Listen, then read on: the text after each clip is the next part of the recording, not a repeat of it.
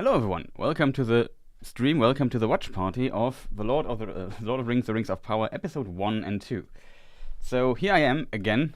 I just, had to eat something really quick. The YouTube just, I would say it's part my fault, but my excuse is I was half asleep while scheduling this stream here. That was definitely a thing, even though I announced like round about 9 hours later. Now we are a bit over it, sorry for it being so late. I already was online, my timer was like at, I don't know, 3 minutes. It was not like I was already done, to be honest, but it was at least everything was set up perfectly. And then I noticed, why is chat so quiet? Nobody here, no likes on the VOD, no viewers there. What is going on here? Then I noticed the word privacy private. What? It's set on private? It was yesterday when I finished the stream. I was really tired. I really needed to sleep there. And I set up this stream here so people would know that today, in 9 hours or something, we would make a watch party here and people would know. But for whatever reason, YouTube decides for streams to set the default setting on private, which I didn't notice yesterday. I could swear everything was set up fine. And yeah, so you were not notified because I only streamed for me. That is, of course, unfortunate. But yeah, now we are here. I gave a little bit extra time, took some time to eat something real instead of just a snack. So that was also probably a plus on that. Still, I'm quite mad at YouTube because why would I go make a live stream? Like, I really appreciate that there's a feature that says make a private stream and then you can maybe define exceptions for who will see the stream when you stream then. But I would have really, I don't know. It should not be the default setting. And I'm not even sure if it is. Like, maybe I accidentally clicked on it or YouTube just wanted to screw me over. I don't know. But, I announced it at least yesterday that there will be a watch party today in the last stream at the very end. So people should know what's on the menu. I think the thing. Chris, minutes are like years of the trees. Yeah, probably. It's never your fault, Chris. You're amazing. Thank you. Much appreciated. I appreciate the support. Stupid YouTube. Fix your weird interface. Like, why is it so difficult to get online on YouTube? Like, I remember my first stream here. I didn't notice you have to, like, if you stream on Twitch, you just start OBS and click on streaming. Then you're live. On YouTube, you have to, first of all, schedule it, set up the page for everything. Of course, you can also skip the page setup if you want, but usually you want to have like a description, what is going on the video, set up text and whatnot. And then when everything is done, you have to stream. Then YouTube buffers the stream for like a minute or two, and then you can press on go live, which is like just so many steps in between versus Twitch. Enter title of stream, enter name of game, press on start streaming in OBS, done. It's just not so much setup here. Here I also have private settings and stuff. Like, why? It makes no sense. Yeah, watch parties are back on the menu, boys. Also, my voice is still like a half tone or two deeper than usually because I got up like, I don't know, 90 minutes ago, something like that. Yeah, I still curious. So I also had to answer some comments in the background because especially in a time when a new show comes out that is, and a lot of people are a bit skeptical about the show, it always comes down to how to put it. Like when people are, a lot of interesting comments. Like I don't mind if people don't like the show or anything. I also dislike some parts of it, but overall my impression was very positive on this. And yeah, we should all speak Old English to get the Lord of the Rings mood. Sadly, my Old English is not good enough to speak it fluently. Would be cool though, to be honest. A bit Goliath starts twerking? No, I don't think so.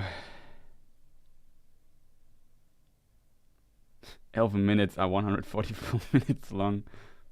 Same as Chris minutes, yeah. Turns out I'm an elf, it seems. So yeah, I hope people still got notified now that we have this lovely little watch party. So the idea is to explain people how it works. And I hope I have it set up. I have a bad feeling I haven't. Maybe it's only set up on the Twitch stream. That would be, I wouldn't call it problematic, but it aligns with it, if that makes sense. Wait, can I switch scenes? Because I need to know how it's set up. I don't have the timer here on this scene. What will you see if I switch to... it doesn't matter, I guess. Can I profile scenes? Let me just... I hope... Okay, chat. It could be that the stream is shortly gone for a moment because my OBS crashes. Let me just think for a minute. I just have to go to... What is my usually...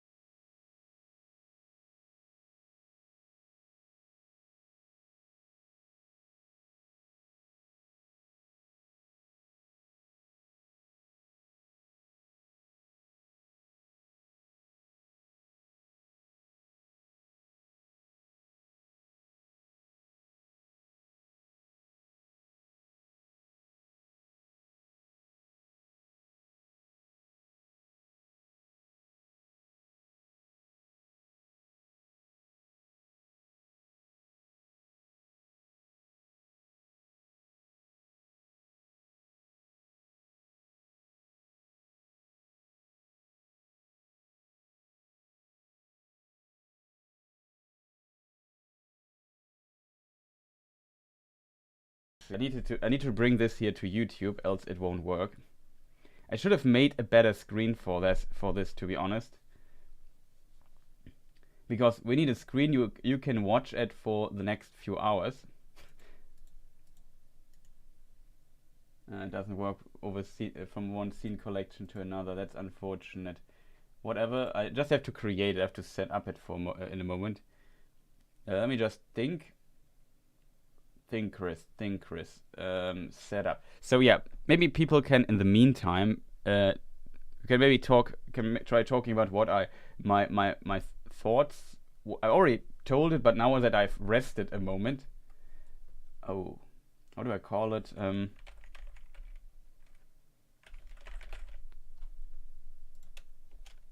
What has space? I should have copied the name of it. Whatever, doesn't matter too much. What do you think of it? I think the first two episodes were very setup heavy, of course, and it definitely shows in a way. So there was still a lot of, bringing the characters into places, explaining them. That made it very, very busy. I have to say, even though Galadriel had the most screen time so far, I would also agree on that. Yeah, her YouTube's not receiving enough information. Yeah, I think it should. I hope everything works. Even though she has the most screen time, I would still say, and I'm not sure how to phrase it. It's not off, but they just put her in a very weird place to start. Like this sailing into the west already is so strange. Then she jumps off a ship and then in the middle of the ocean meets a boat. Like how unlikely is that? And it's not a boat, it's like a raft with some survivors whose boat also crashed. It's just a bit too over the top for my personal taste, to be honest. I would have preferred it if they just went with a more subtle approach there, if that makes sense. Because, I don't know, it's... For me, it seems really, really strange. Not gonna lie. Okay, chat, now we only have to find out like an outline strength that hopefully is...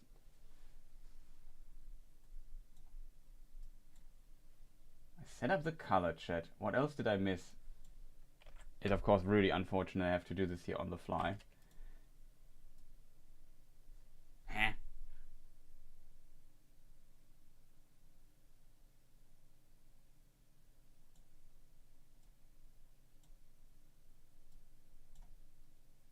I set it to black. I set outline.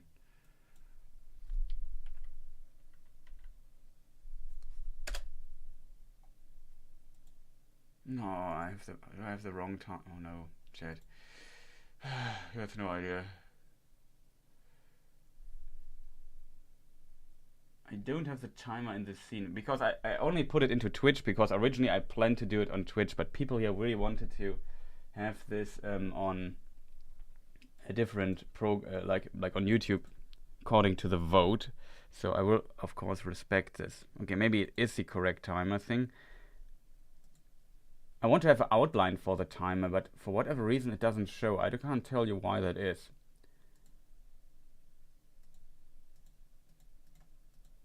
Oh no.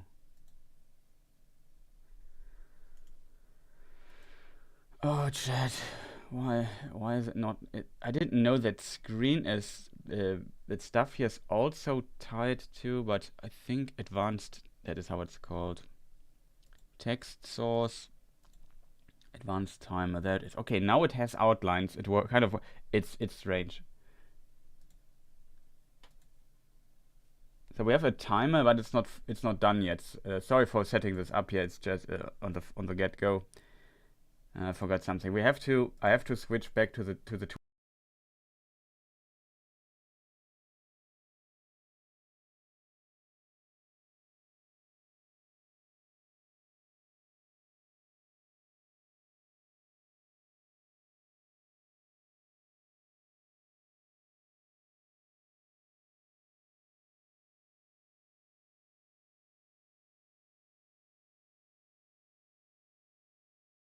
our scene collection, setting up stuff on YouTube while you're live.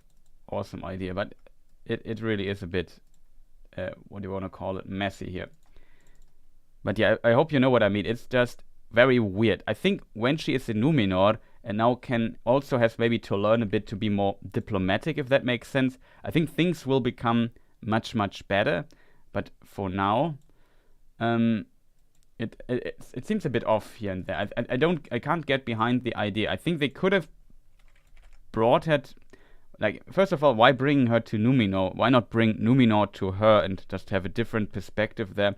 I guess because it's far away and communication is difficult, but yeah, I don't know.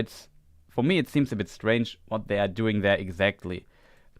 Like the Numenor plot, in my opinion, we bring Galadriel there is just from its setup so odd that I feel like it's not out of place, but some kind of out of place, if that makes sense. So I hope the timer is big enough for you people, but should be able to read it. So now that we have set up the timer, we can start in a moment. Let me just catch up with chat.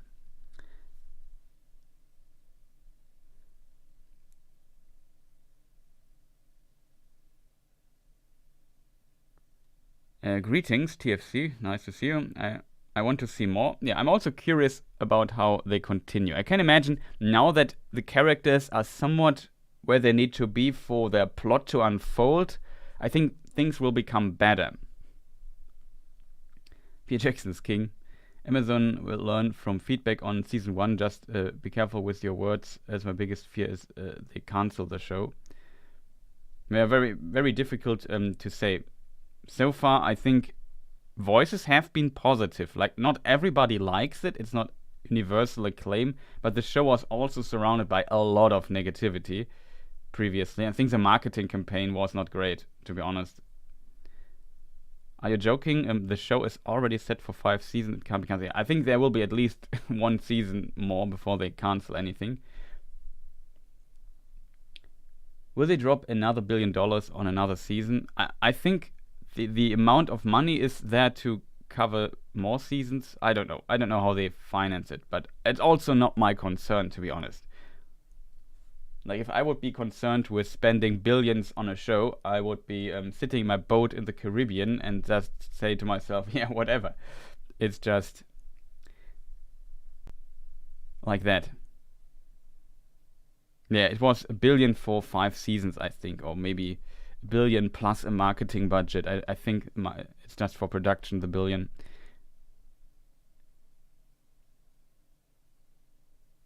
Yeah, there are definitely points you can criticize, but you also have to keep in mind, nobody has seen the complete season yet. Even the review people only saw what we have now seen so far as I'm aware, so only the first 2 episodes. And they are interesting, but also, as I said, very busy. Like, they have a lot of characters they have to set up. They have to set up the relationship. They have to set up parts of the lore, even though they take huge liberties in the lore all the time. And Dale Davis says, I enjoyed both episodes. Yeah, I would also say I enjoyed them. It was, for me, a fun time watching.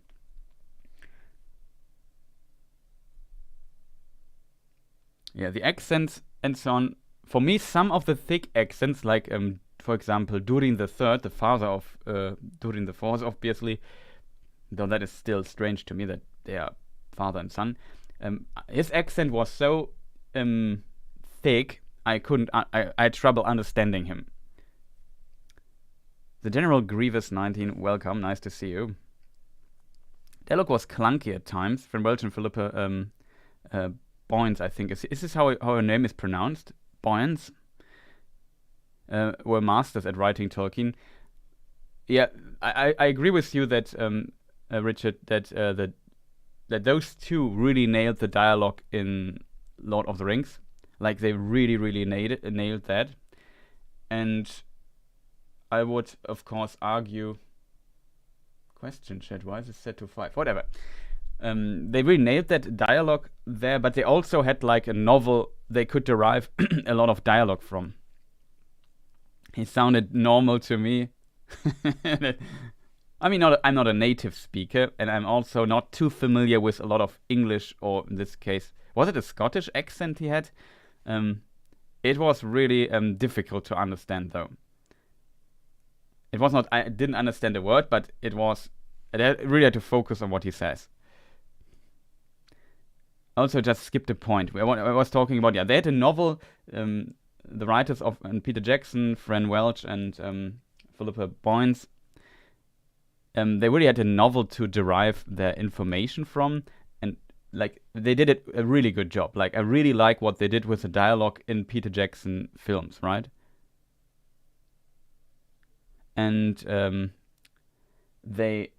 I think what they did so well is really including literal quotes from the books, and they use them as dialogue, which I can imagine is very difficult, because if you write a novel and write dialogue for that, it is different from writing dialogue for, like, I don't know, a play in theater or a film and so on, like, or in a video game, because you have different things you have to consider there. Time works completely different in a book versus a film. There are so many little details. Timing suddenly becomes more important, and they did a masterful job, though. I really appreciate the writing of Peter Jackson's films. They did really a tremendous job there, and it's of course hard to top that. I think it is not possible to do it better, and we're basically speaking about the top notch. Now they have, like, a series that has 50 hours in total of content that will come out, which is a lot. And just imagine, imagine you have to produce around about 5 times what Peter Jackson produced in a couple of years. That definitely shows, like, it puts into perspective how much more work that is. And just planning the Lord of the Rings and preparing for it took Peter Jackson years. So there is definitely a huge difference in commitment time, what you can do. Also here you don't have the masterful guidance of Tolkien with dialogue and so on. You have very little. They don't have access to some dialogue we know from, for example, Unfinished Tales. But I already saw, like, a screenshot. I can't show it to you. We see, for example, did you see the clip where we see Elendil on a Numenorian ship, and there is this little branch placed in the background, which is mentioned in Anarion and Erendis, where the Numenorians have like this tradition. Let me just look up how it's pronounced, because I don't know the English word here in this case, because it's just too many English words I need to know. Ouch, why that hurt. Bow. So the green bow of Return, I think is the name, or Returnal. No, Returnal is a video game. So they put this little branch on their boat to symbolize a friendship to Uinen and Osse, the two Maya of this Maiar of the sea, for safe travel and returning to their starting harbor and so on. So that is pretty awesome detail they put in. So I really love little details like these, and we can definitely see how they will improve here. Also, who do you believe Meteor Man? Another person also asked, what do I think about Meteor Man? I forgot who it was. I think TFC. Yeah, TFC. What do you think of Meteor Man, he wrote. I'm very worried, to be honest. That is one of the parts, I have to admit, I imagined that the half-foot part I could really dislike, but I like the half-foot so far. The problem with the half-foot part is that the stranger is in this as well, and I have no idea what's going on with this guy, because, how to put it? The stranger, like, we know he is exceptionally powerful. He is, he must be like a Maya in some form. He can't be like, I don't know, just an elf or so. They even excluded that themselves, so they really communicated, for elves, he has wrong ears. He's not handsome enough. For a man, he would die when he falls down on Earth like this. That is possible. So what else could he be? There are not that many. He can't be a dwarf, he's too tall for that, he's not a hobbit. So we only have Ents left. I would say he has the wrong, he's missing bark for that. And for, I don't know, which do we have? He's not an orc. That is also clear.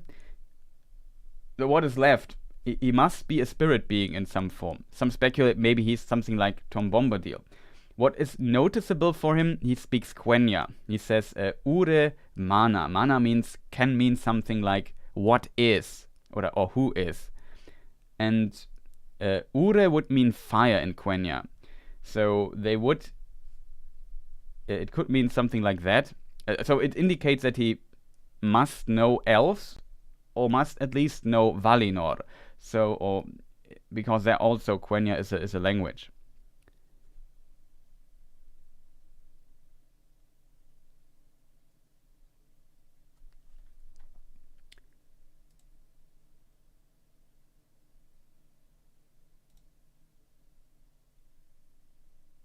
That's strange. Oh, you missed a Billy Odell. You missed a point somewhere, and then the bot thought you were posting a link. Don't worry about this timeout thing. It's just for people not being able to post links. I can still see your message though. What was my point? Yeah, he speaks Quenya, so he could be from Valinor. He must be like one of these angelic beings. Good afternoon, Great Grebo.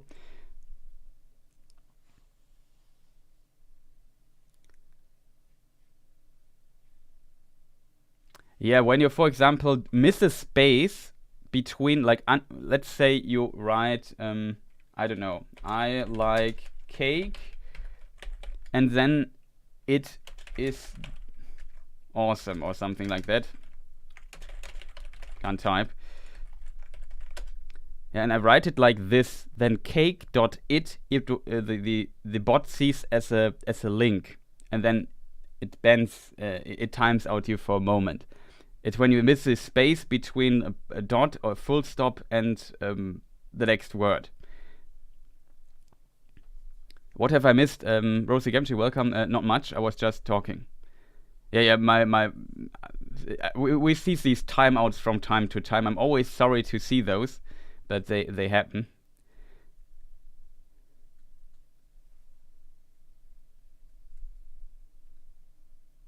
Blue Wizard, I would almost feel like a Blue Wizard at this point would make most sense in a way. The problem with the Stranger is, like, just to finish my thoughts. Sorry, I have so many thoughts and so many questions I read at the same time. It's hard to focus on one thing. The problem with the Stranger is, like I said, he speaks Quenya, so I would exclude Tom Bombadil. I could imagine Tom Bombadil also can speak Quenya, but I think he never does. And he's more a mythological being, so I would not, like when he appears, I would not think he starts speaking Quenya. Like, that is not what I would expect of him, because he feels like he has a very different feeling to it. Can you change chat to so? I could, but so far I don't mind. We're not that many people that I need slow chat yet. But in case I miss messages of people here, yeah, just write them again or so. It's really hard to keep up with chat while talking. So that is strange. He should be one of these angelic beings, I guess, as well. The question is who he is. We know that the Istari come to Middle Earth. We know we know Sauron is the name, and we have the Balrog. That are the only Maya we know in Middle Earth. It could be something completely new, but what often puts me off with a Stranger is this idea of him having this dark vibe to him. Like, he does things and somehow he brings like bad omens to his surroundings. And that kind of brings me into the direction maybe he has to do with Sauron in some shape or form. The Hobbits or the Harfoots also have this book, and it seems to prophesize what will happen, if that makes sense. And that seems so strange to me. It's just a very weird character, if that makes sense. It could be a brand new Maya, exactly. I mean, it is not impossible for example, Gandalf as a Maya to visit Middle Earth in between. Like, he's not like just bound to the West Continent and is never allowed to leave again. Yeah, the West Continent. But yeah, I don't know.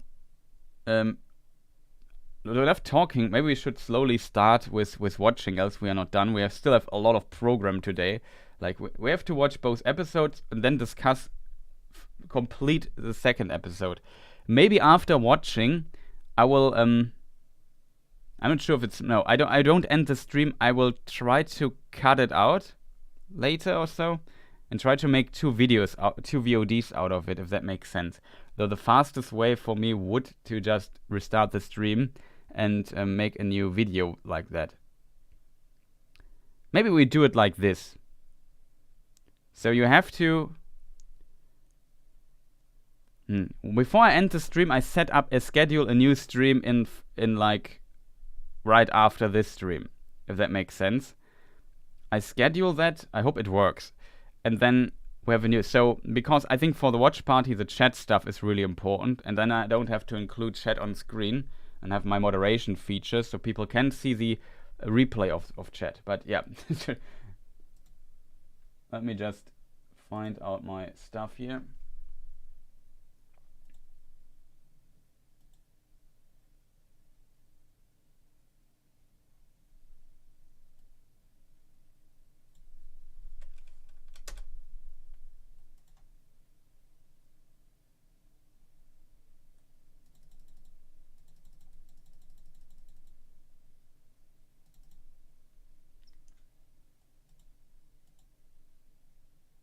Oh, that is why.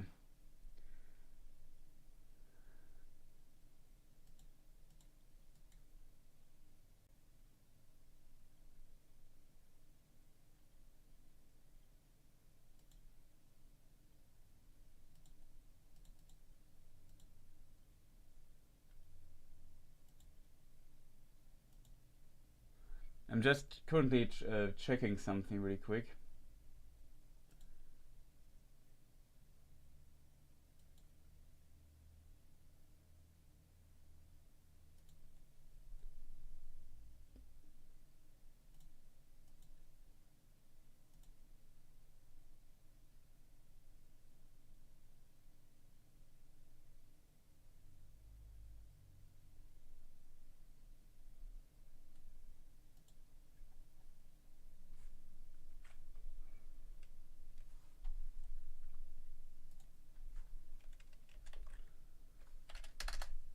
I always ask myself, can I pause the, can I basically reset the, without resetting the timer, can I put it to a number already?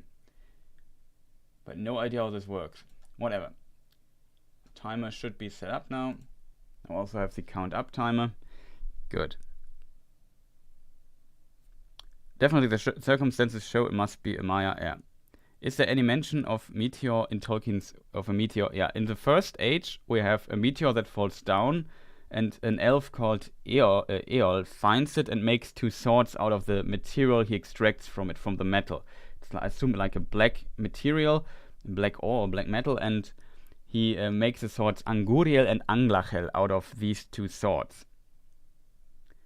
And then there is a mention in like a poem collection of Tolkien called the Adventures of Tom Bombadil, and in one poem the man in the moon crashes on Earth like a meteor, it is described. So we have a second mention. Maybe I already speculated a bit with others that this might be the Meteor Man from this poem, which is a reference to the Maya Tilion. So it could maybe be Tilion, but he feels too evil for that. Like, he's not evil, but sometimes, like, we have this scene with the fireflies. You have the dude breaking his foot, or whatever you want to call it. Very a bit unpleasant, I felt, but also look a bit artificial. And he seems to connect that the rope is suddenly going away. So sometimes terrible things happen around him, and that, yeah, I don't know. Was really strange. Oh, I forgot about Eol, yeah. Yeah, Gorthang was later forged out of Anglachel. Not sure what happens with Anguriel, though. The casting down of Ankalagon, yeah, that's an interesting idea. Yeah, exactly. It's a pretty flashy entrance, to be honest. Made sure everyone on the continent saw it. Exactly.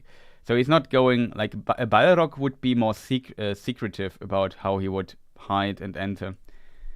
But yeah, before we now lose completely track of what we are doing here, is the timer okay for you people? Is there anything I could improve?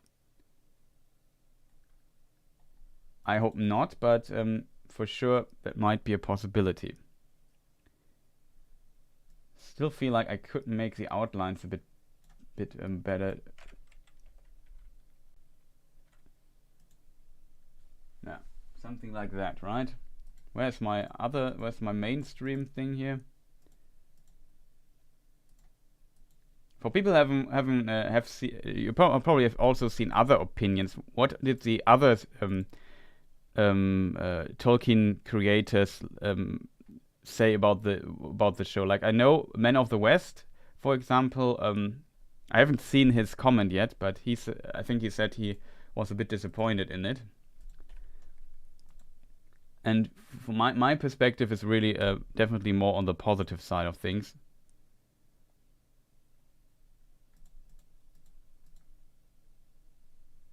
The timer looks good, awesome.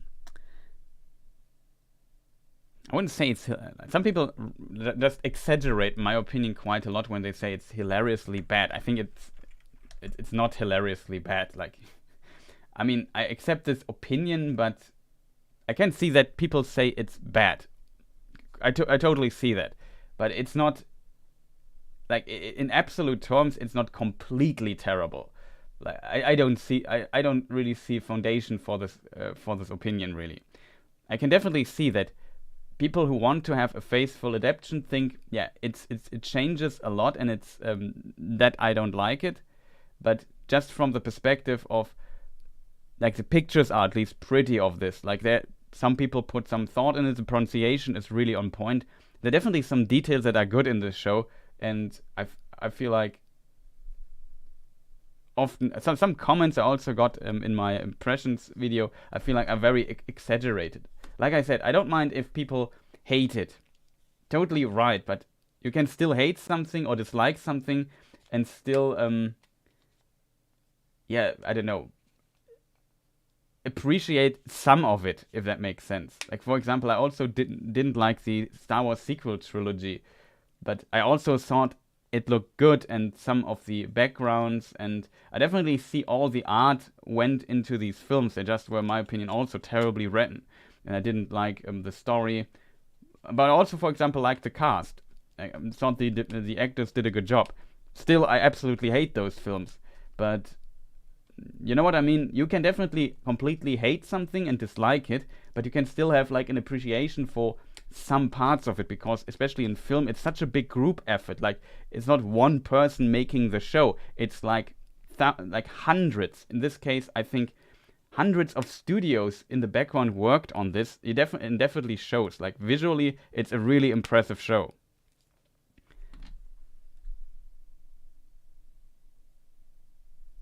Yeah, it's culture war stuff, has nothing to do with the topic. Yeah, that's also what I see. Like, there's this definitely like a culture war where people just go complete black and white.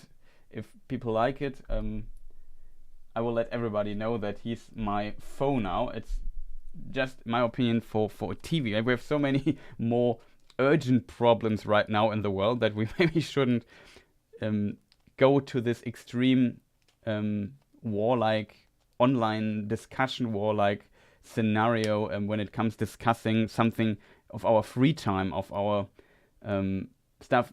Like, I don't know, there were other, like, did people ever see there's, for example, a Russian and a Finnish version of The Lord of the Rings. They are also hilariously bad in a way, but still you could of course appreciate that they had a low budget, that they really tried. They're sometimes a bit funny and so on. But it's not the end of the world. So what makes this production so different from other bad productions before? It's yeah, I don't know. It's very strange that this show gets like I said, I totally get that people dislike it, but it seems a bit strange for me that some people dislike it just that much.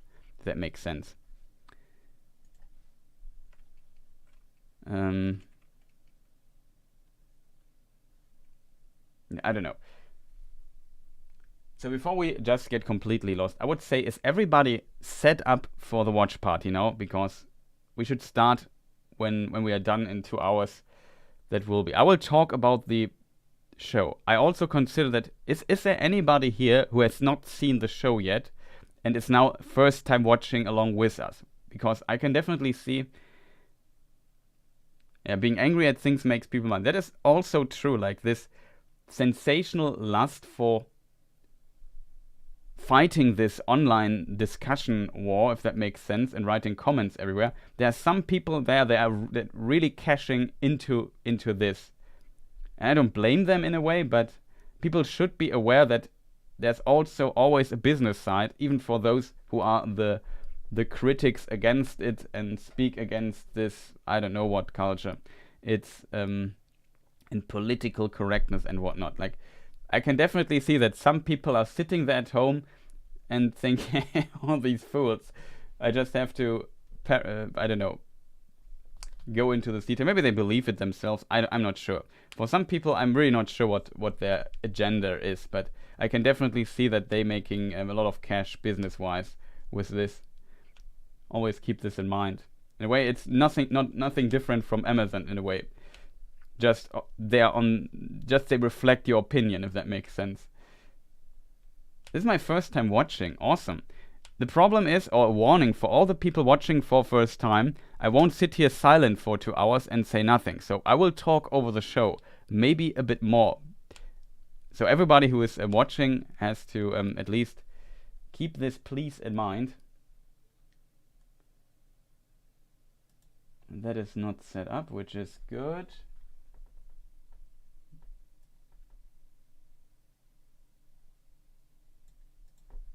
I need to see this here. Oh. So I hope you don't hear the sound. That would be bad. Let me just think myself for a moment. I am ready. Okay. Awesome. People are ready. Are you ready, chat? Are you ready? Really funny.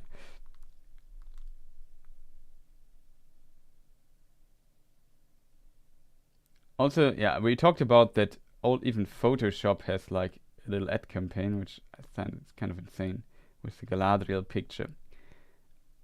So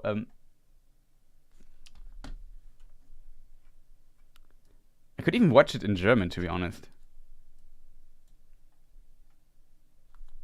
Before I start, I have to be careful that my in-ears don't bleed too much sound into the microphone, else I get claimed. You have no idea. I just want to set up the audio really quick. Okay, audio language is English. Good.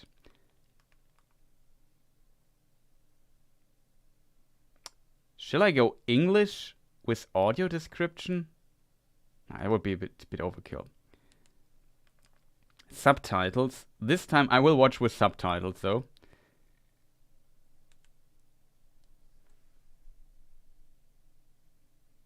No, we start with number 1. I want to watch both of them. So that's maybe also a very important information.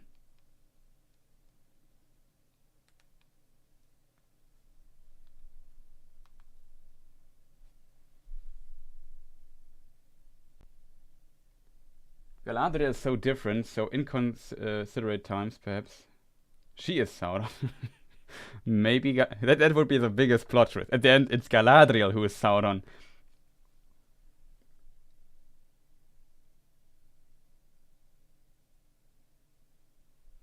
I'm out. Okay.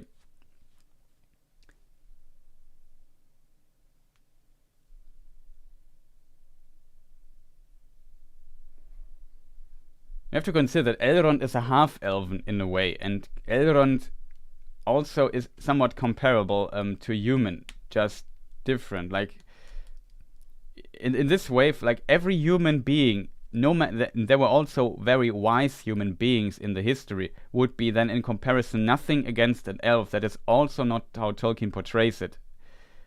And since he is half-elven, he's a bit different. Like for an elf to become an adult, it takes 1,000 years or so. So there's a huge difference in time from the perspective of an elf versus the perspective of a human. Still, humans can also be very great and achieve a lot. Like, for example, Túrin, he just managed to kill, for example, Maeglin and threw him down from the walls of Gondolin, and he hit his head 3 times while falling down. See you in an hour then. Okay. But yeah, I want to see both episodes. So we start with episode 1, we watch for 2 hours, maybe make a short break in between and discuss what I noticed. I will talk over the show, and with enough talking now. I would say I start the timer. Maybe a little surprise, but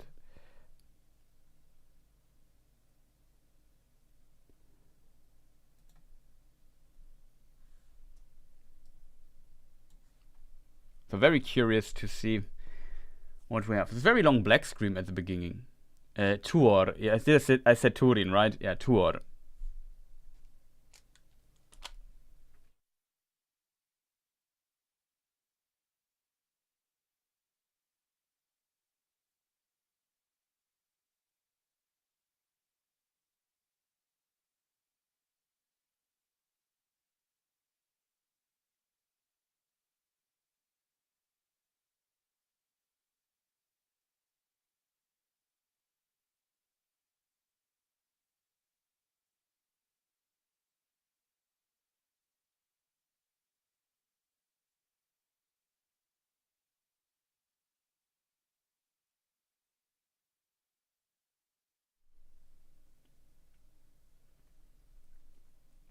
Amazing bad boy, welcome.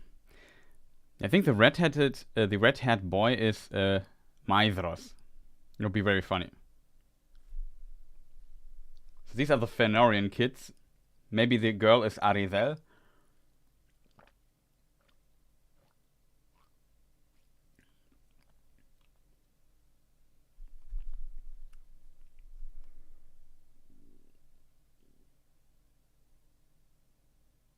We begin with big bully kids. With bully kids.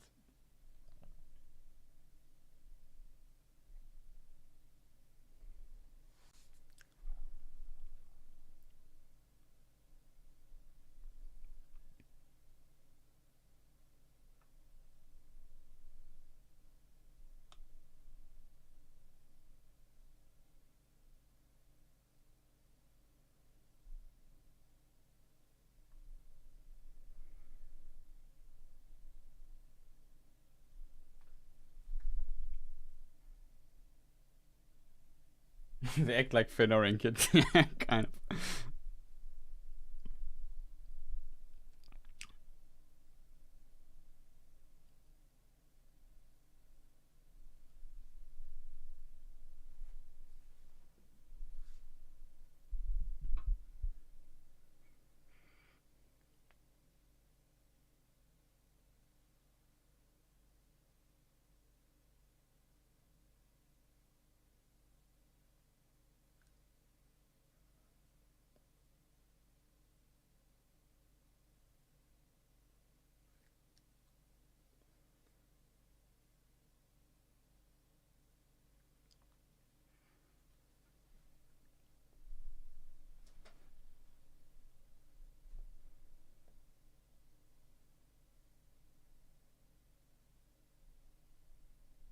Good point, Galadriel.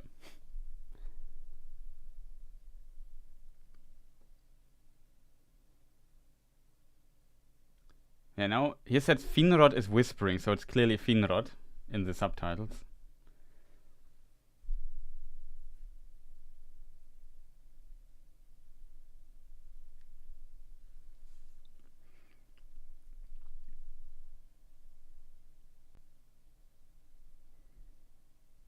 Yeah, I said it in the other thing, in the recap of it. Here, when she gets up, she really looks like, yeah, almost like teenage Galadriel or so. She looks bigger than when she sits down there on the rock, but maybe I'm wrong.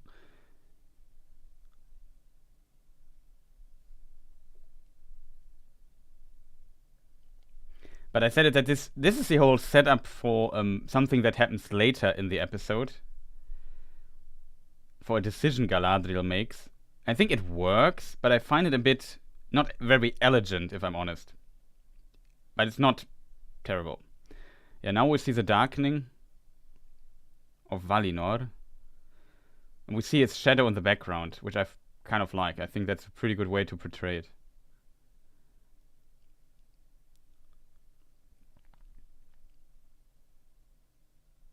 I think, is this Finrod? Because Finrod did not swear an oath or so, but he of course also followed Fëanor. A very interesting way to depict the enchanted isles there.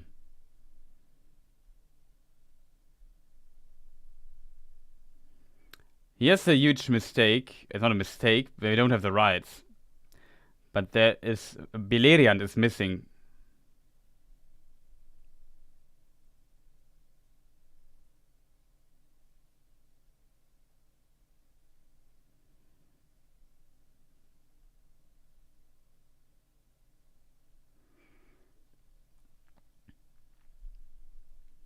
I did not expect to see like something like Fell Beast. They look very like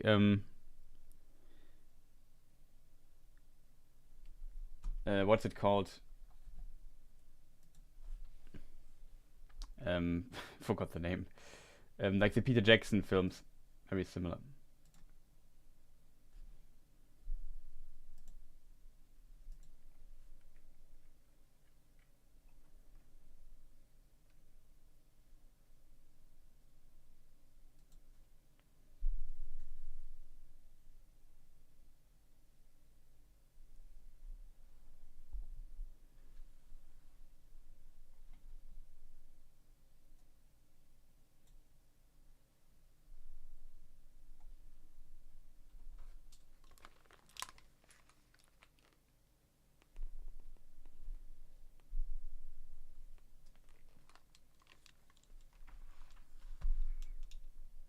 Now, this is an interesting scene. Does somebody have an idea where this here is? And the eyes of one orc were glowing. I also found interesting. I have to switch my headphones. I have a bit of a fear that my stuff bleeds. Yeah, now we see the cunning sorcerer Sauron. He looks like, I don't know, he very Peter Jackson-like. Again.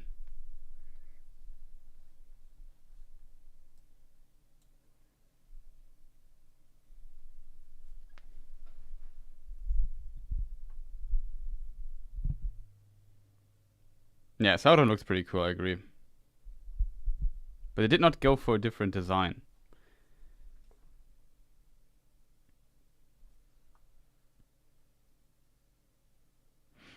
Night vision, yeah, like cats, eyes of cats. Very interesting. Orcs have night vision, so that is a correct detail.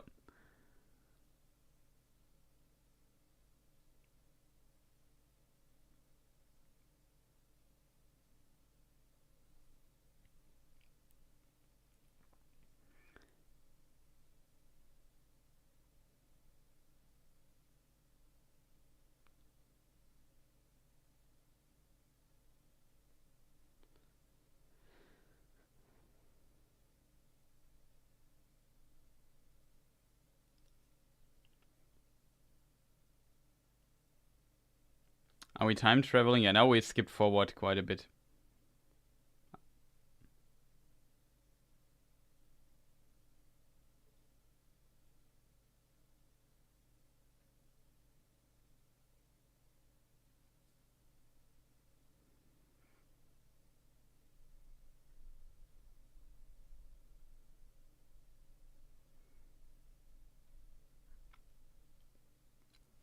Yeah, I agree with you. They could have portrayed this better, but you have to keep in mind they don't have the rights for the Silmarillion. That they even have it in the show is already almost surprising. I think the books only describe, for example, the color of the trees is not described in the books, except for the name.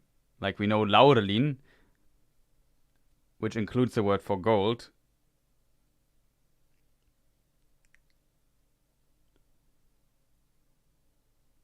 I can't read this, sadly.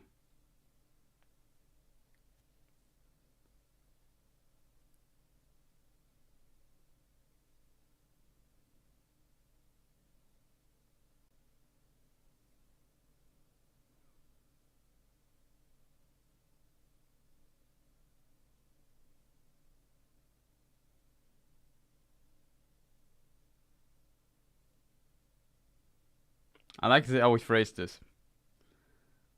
That feels a bit Tolkienian, I have to say, or Tolkien-esque.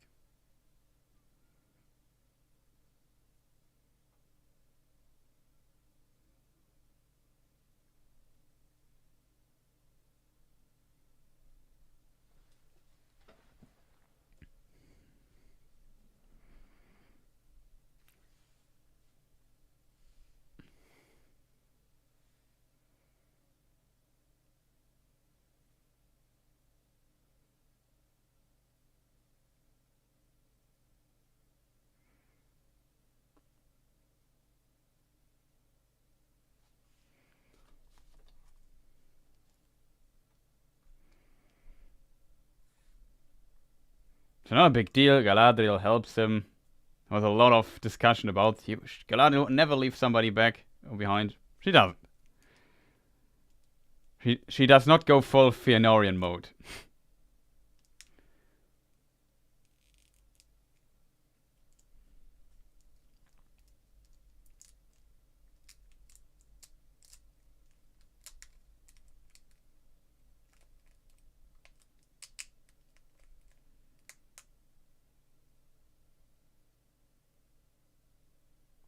We're currently seeing the outpost, the fortress. Now they enter it. We are watching episode 1, in case people wonder.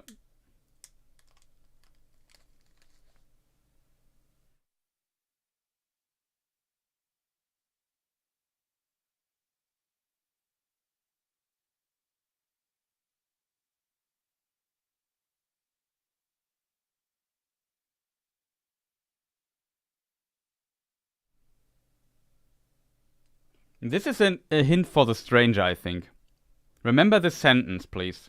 This place is so evil, our torches give not out warmth.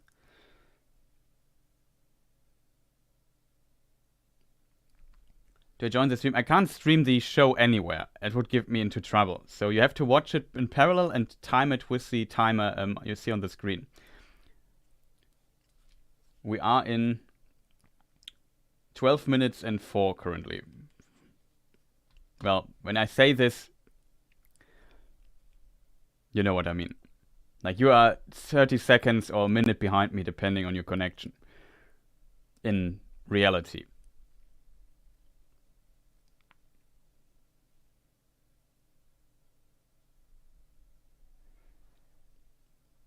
So you have to stay here and listen to my rambling.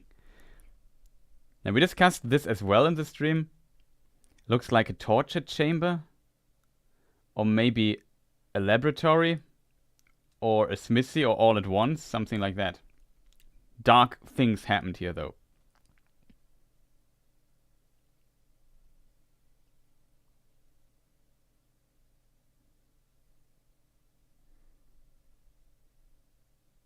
Meddling with the powers of the unseen world. I like that they use the unseen world here.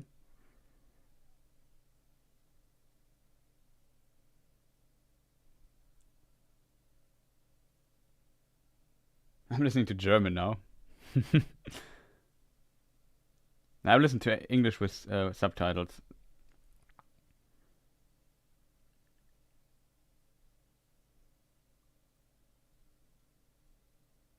Water has the least Morgoth element in it. So Morgoth infused the world itself with his evil power. And evil is inside the world itself, if that makes sense, especially Middle-earth. And water, as Tolkien describes it in Morgoth's ring, is almost free from this Morgoth element. So it makes sense that water is the element she uses to reveal the evil. I don't understand why the other think that they could be dead.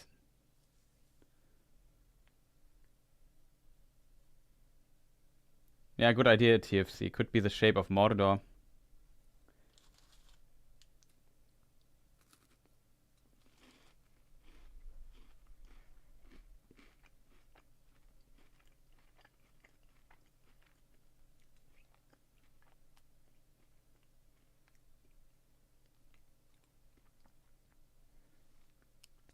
What's that thin layer of snow if it is that hot? It's not hot, it's cold there. And even the fire doesn't give warmth, I think she said.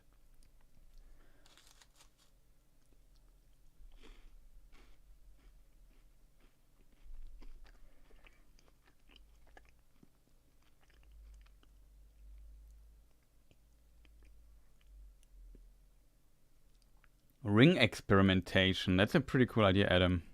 Yeah, maybe this is preparation for his plan making rings later.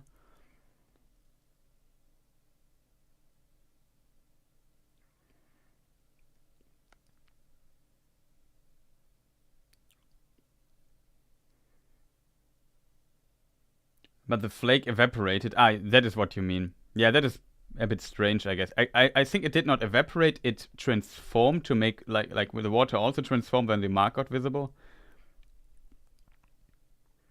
These poor elves.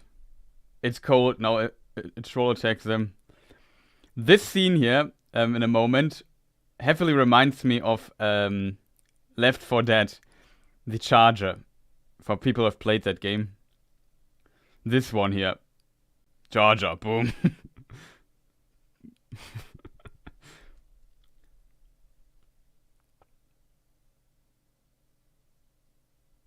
Yeah, don't mess with Galadriel. She basically makes a statement here.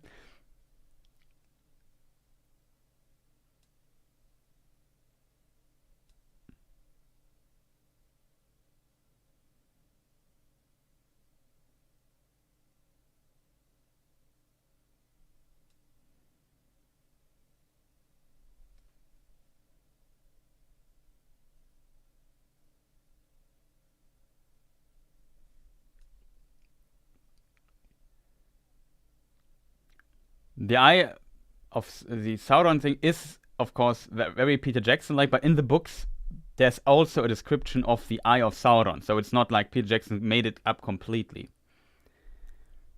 I also find this interesting because the company can't go further, and they say, okay, we just want to go home, you can go on alone.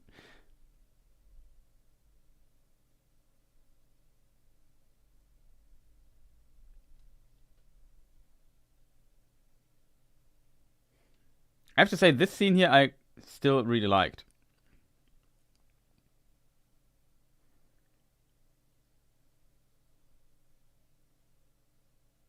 I think they sing Black Speech there.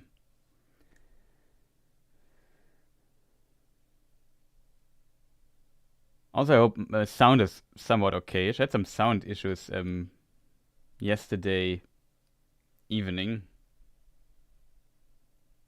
Hope I'm loud enough.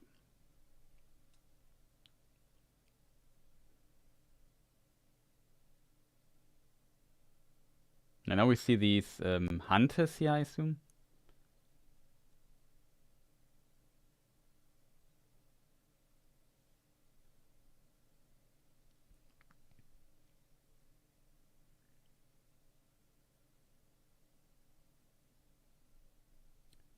So what I assume is that is not their outfit, that is what they already hunted.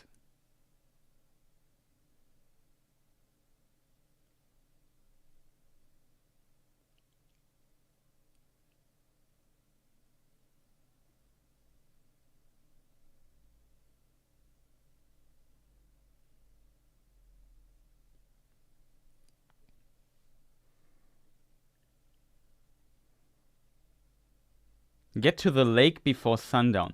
The biggest lake here in the region, in this far east in Rovanion, would be the Lake of Rhun, the Sea of Rhun.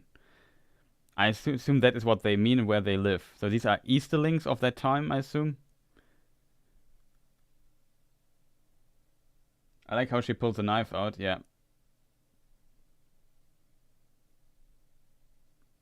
Here, the soundtrack I found a bit strange, but I feel in this scene it completely works. If you see it with the images, I feel the soundtrack, for me personally, works much better. Here we see the wheel, and I said it multiple times now. They explained in an interview that the idea of these round wheels will inspire, or the idea is that the round doors of that we see in the Shire, for example, in Back End, are inspired by these wheels. I find this a very cool idea. This book, though, is strange.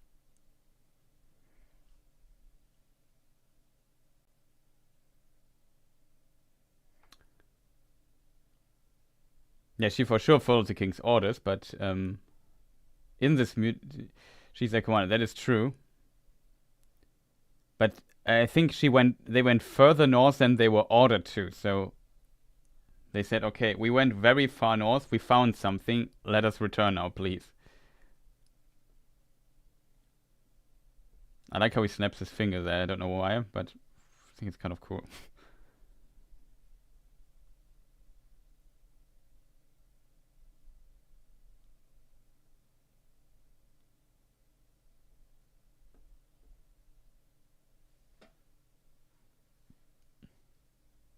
There's a shoe there?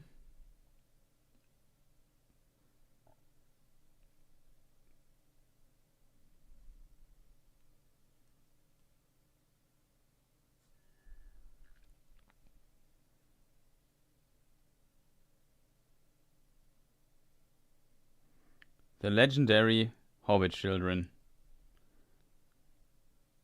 That is the first kind of. This is the only joke, one of the few jokes in the first episode, I think. Maybe a reference, distant reference to the scene where Merry, Pippin, Frodo, and Sam fall down this slope.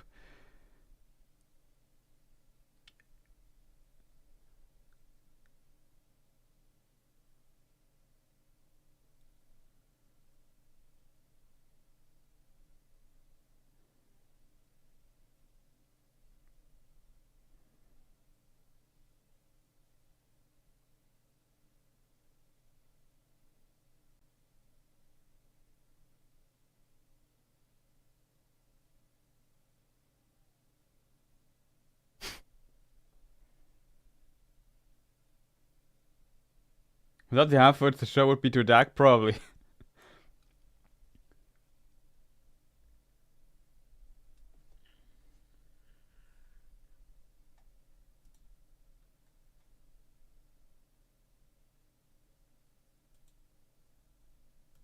I like this.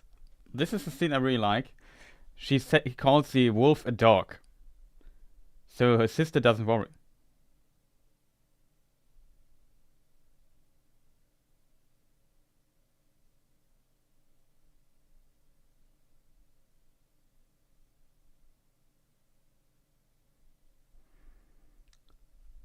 Like, Norris seems very smart in this context. But I think they have a really good chemistry with Poppy.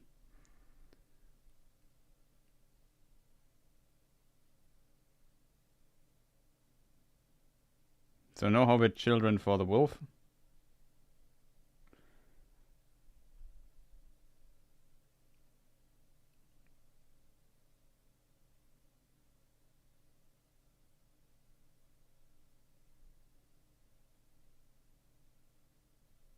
I didn't have looked into any language stuff yet, had not the time.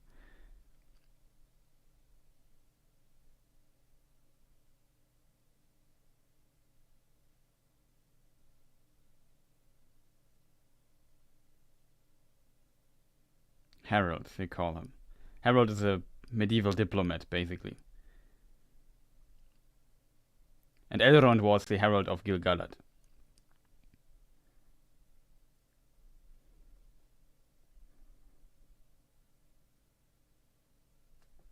He's not. He probably don't have. He has no realm yet, so he's not an elf lord.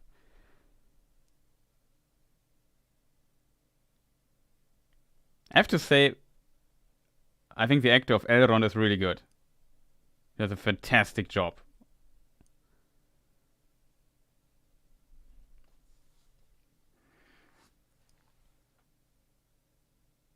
I think it was one of the boar things, but it's called a wolf here for whatever reason. Strange. A proto-walk, maybe. The walks existed in the first age, but maybe that's what they're going for.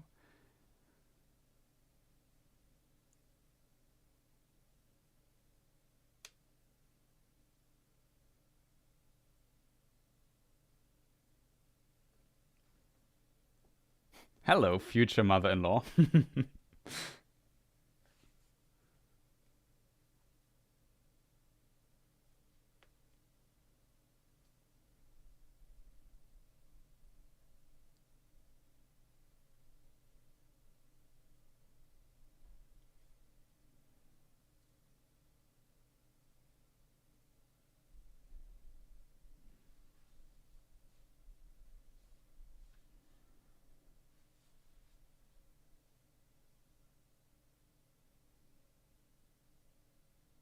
Kierdan, translate. Please.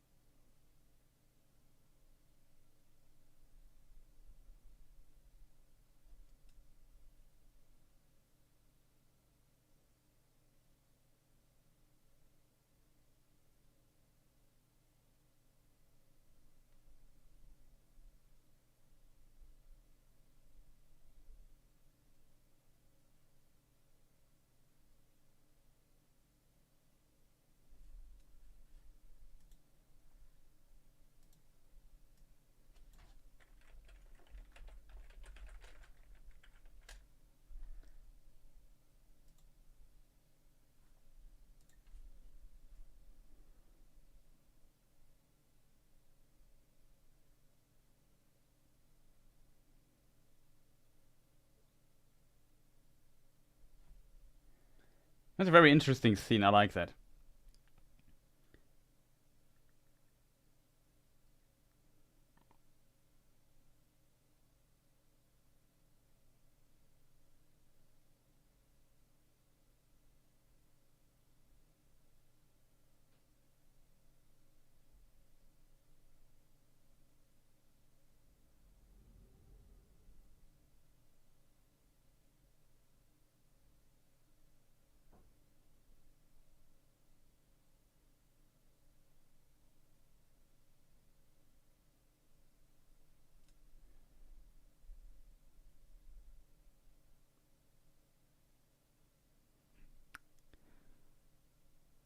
There's also the Forsaken Inn, or whatever it's called. I always have to think when I hear the Forgotten Farm. I think it maybe references that. And it kind of references maybe what we see in the Third Age, where also things started to change in the area around there, and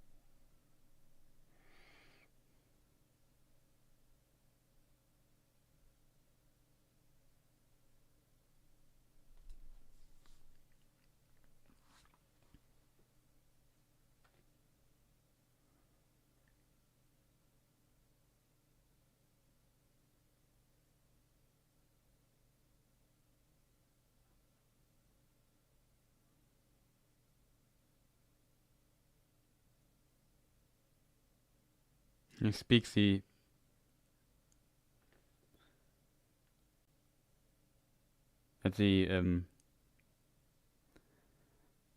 speech Elrond wrote.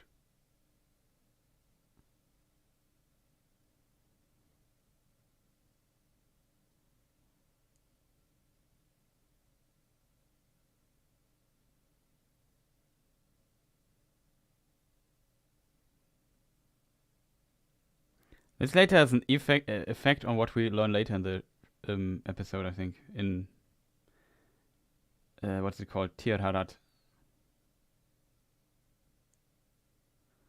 I like how there's a certain amount of tension here.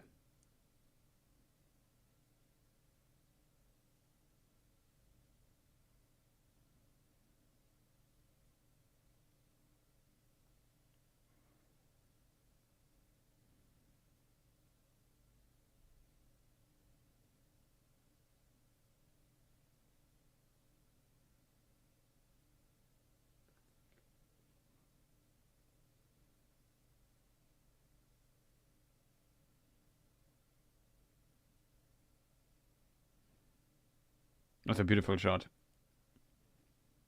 I can see though that people would say that everything is very clean.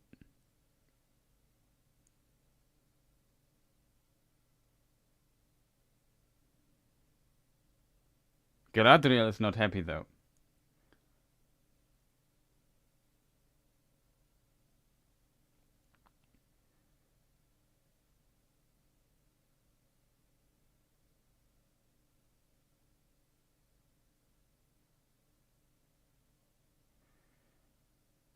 Oh, the fireworks.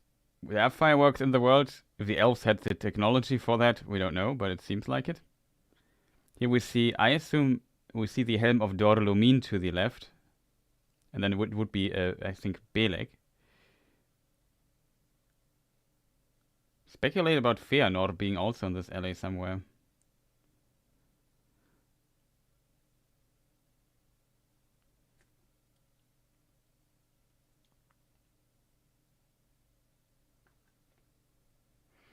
I don't know. It's hard to tell. We have seen not much enough of Gilgalad to really judge it. I like how the light changes all the time.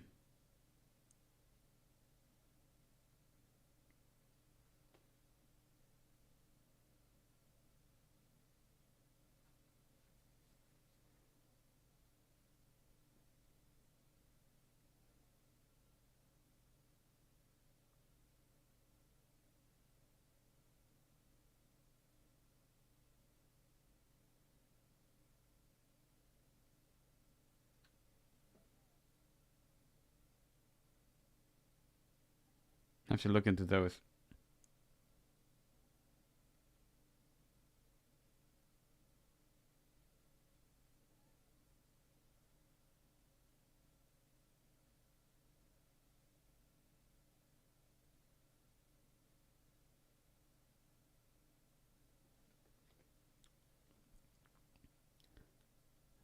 Only the lords were banished. Some of the lords were banished. Galadriel should be banished, though, from Aman.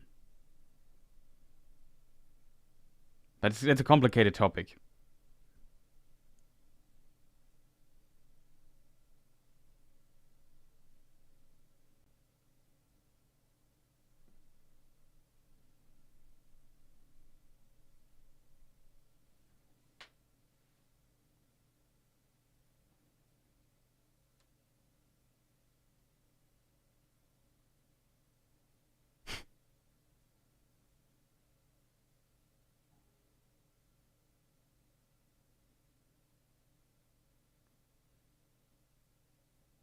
In fact, Elrond also was there around the War of Wrath.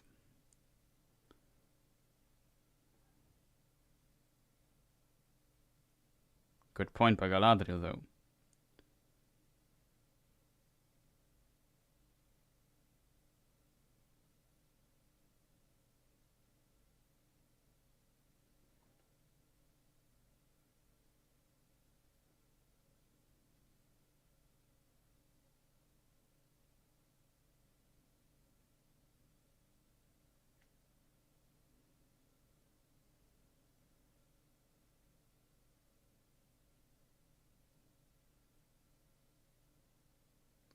I think it's a really powerful point that Elrond makes here.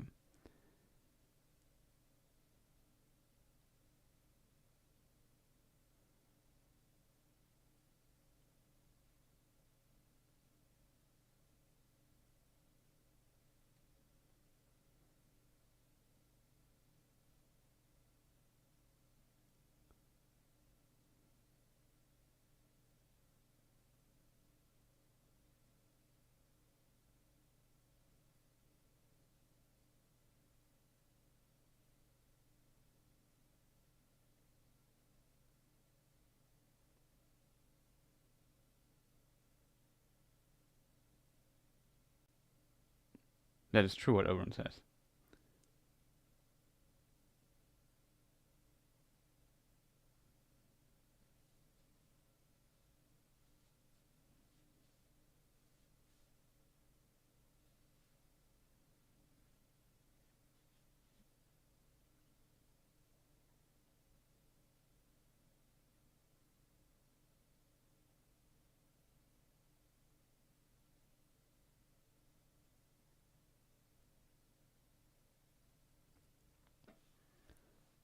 So now the map is correct in the second age. This map transition, I think, some people said it's a bit strange. I agree. Some of the other transitions were smoother than this one.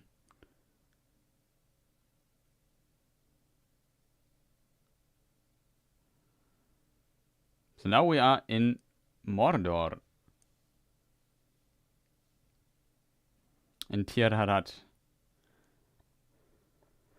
We see some ruins. I don't know who built those. We discussed this last time, but it seems like they assume that Morgoth had people in Mordor, which could be true because he created Orodruin, Mount Doom there. It was created by Morgoth in the first age.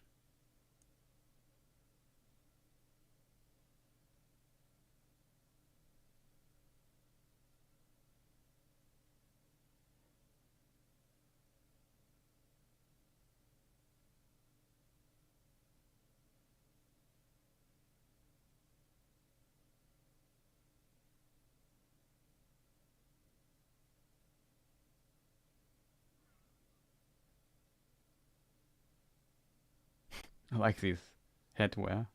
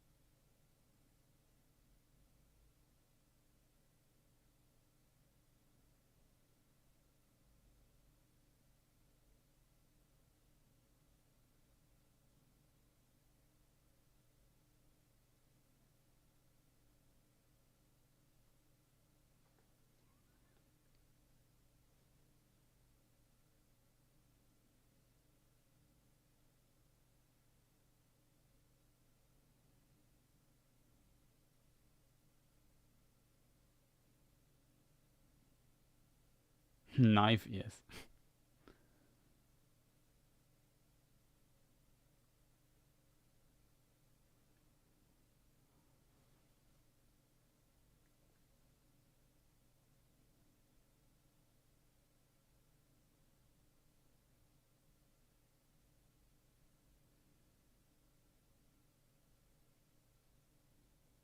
Who might this be?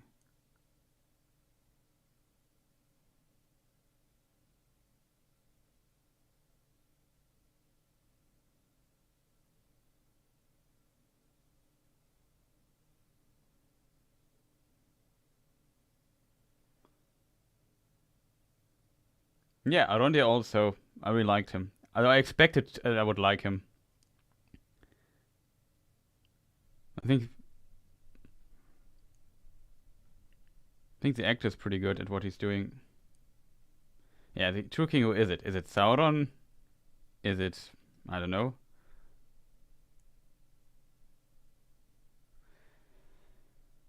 Return of Morgoth? But he also said like that it is long ago and that they are the offspring of the Morgoth followers.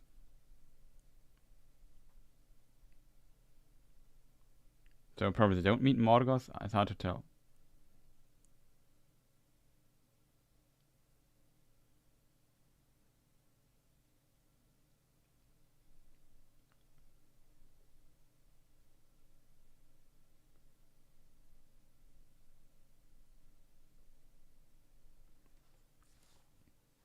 Another healer, huh?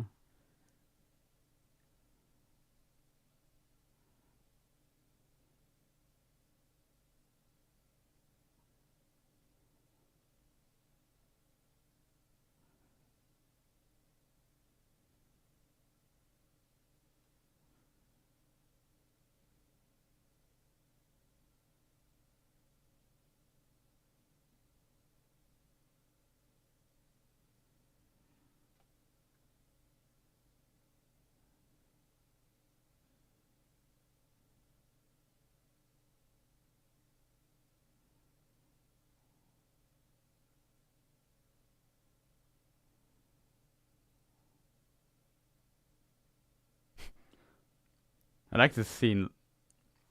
Like it says a lot without saying much. They have to. The episodes are really busy.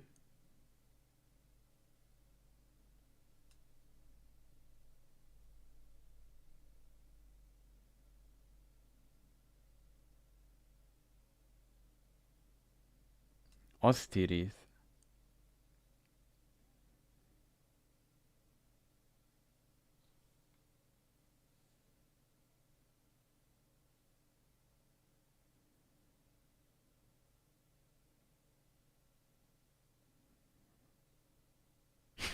You smell of rotten leaves.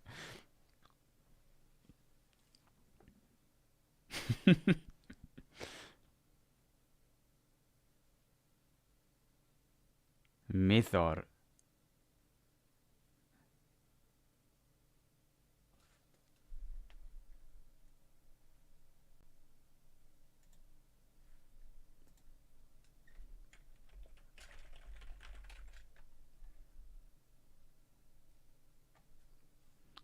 He says Methor. I think it should be Mythor.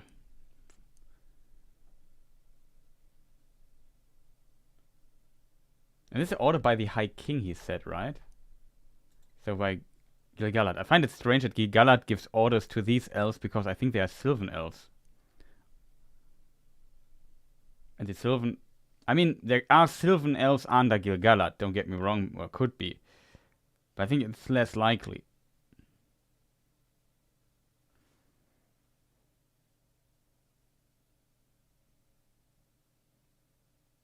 Gossip is the highlight of the week, yeah. Great elf insult.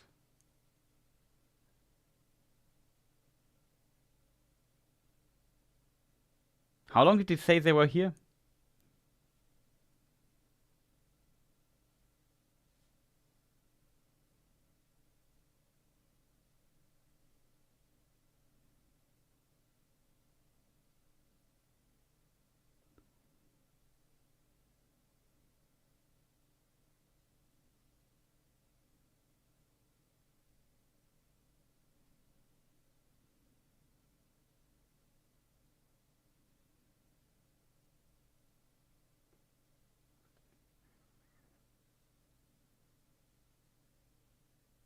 "79 years.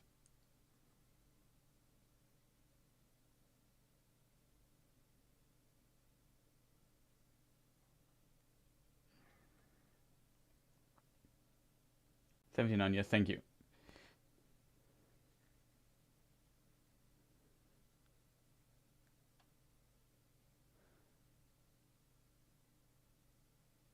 I think they place basically two different views here. Arondir, who starts to like Bronwyn, is conflicted and sees maybe more in the people and is more understanding for them, while the Watchwarden sees that they're still the same than the ancestors that they were looking for.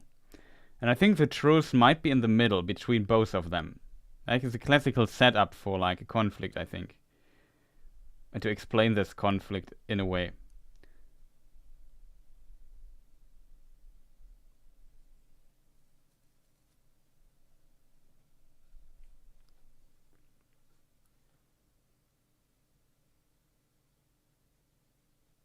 Proper jig on the floorboard. I didn't get this when I first watched it. Like, Theo has like also some very dark vibe to him. Like, he's a bit, you know, like some certain, there's a certain thing about him that's a bit aggressive, a bit, I don't know. Yeah, thank you for staying so long, Adam.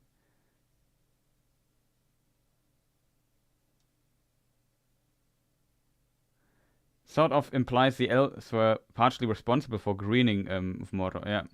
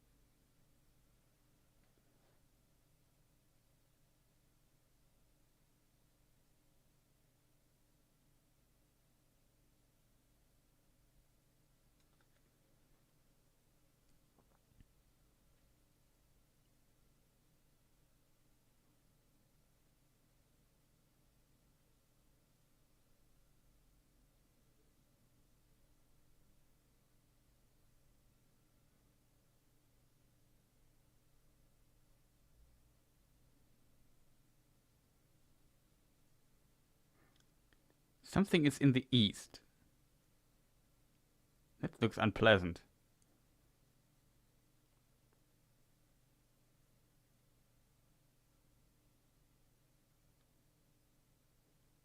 Horden.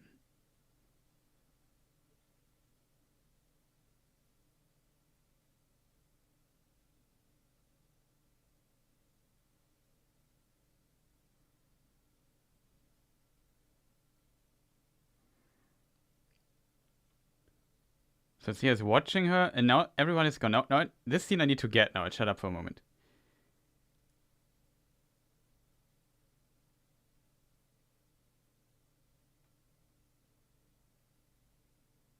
It's an interesting word he phrased it there.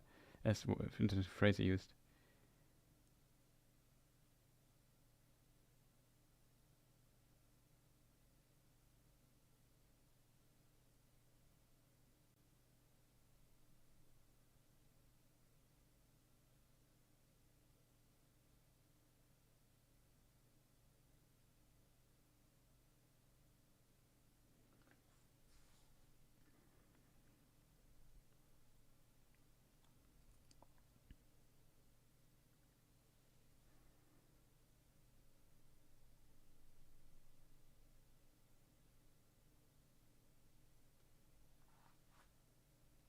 It's like a barn. I also don't fully get it why it is there.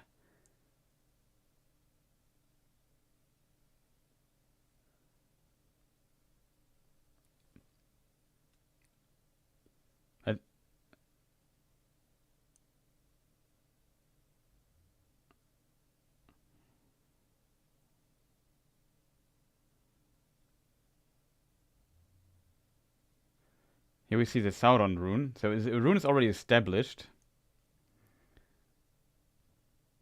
It's black speech, it says in the subtitles. Now we go back to Galadriel. But see, this scene takes some time. That's what I usually like about the direction so far of the film. Like, they take time to let these scenes work out.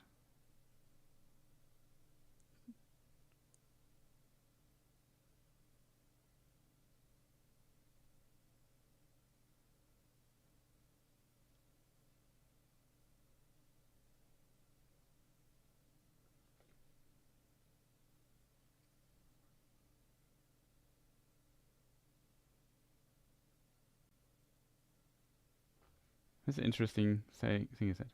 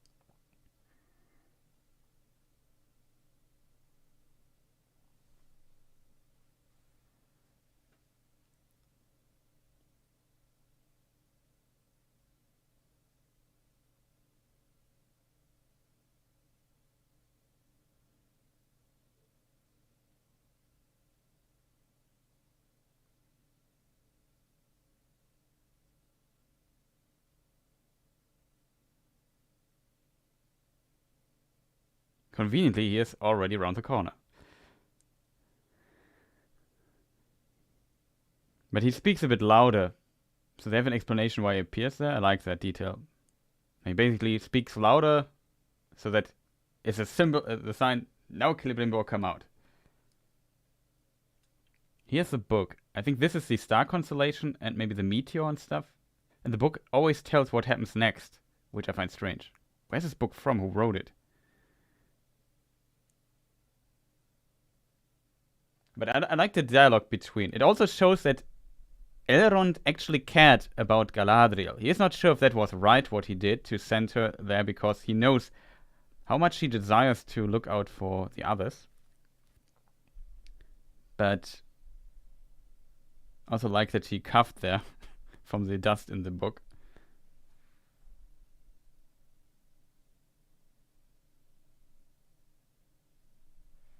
He totally gaslighted her.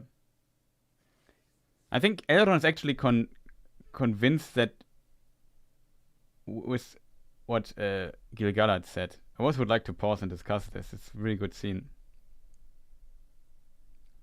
Because they know that Galadriel could be healed there, and they never found a trace of evil.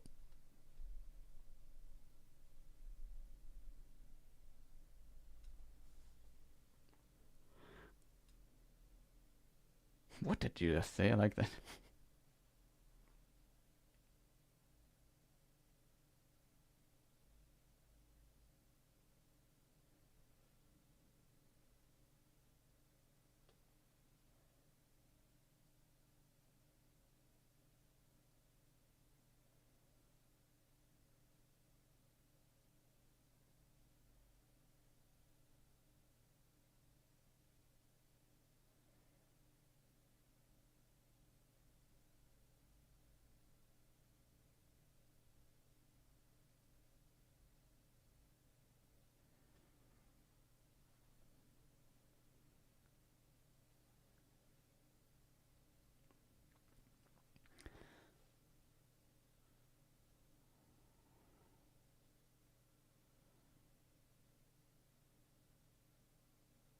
Very interesting. Here we see Mordor. We now go back to Lindon, west of Lindon, to the seas.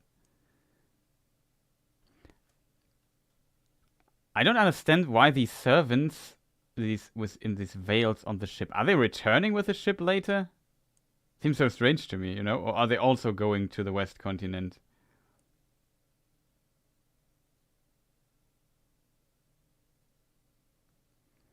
But I assume this is something like you have to leave your warrior, all the other stuff behind. I kind of like the idea behind it, I feel, though it still feels somewhat strange.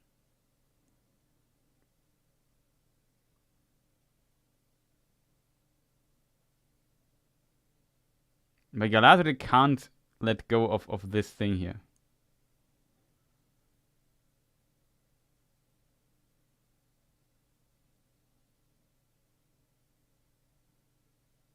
Yeah, maybe the book is related to Meteor Man. It's a good idea.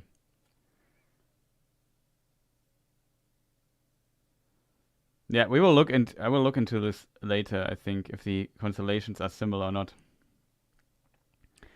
But yeah, I like what Gil-galad said there, that by searching for the evil, you could basically make it appear. I think he's wrong there. But they have to make this setup. I also think that Galadriel might not be right. Also beautiful shot between beautiful switch between diegetic and non-diegetic sound. You have the music that is supposed only to heard by the audience, but then they start singing, so it becomes part of the world of the characters itself. I really like that. Pretty cool cinematography. Not cinematography, the direction here. Scene composition. It seems like this is a bit strange. I also like this shot where the clouds are opening. And you see a bit of land there in the background.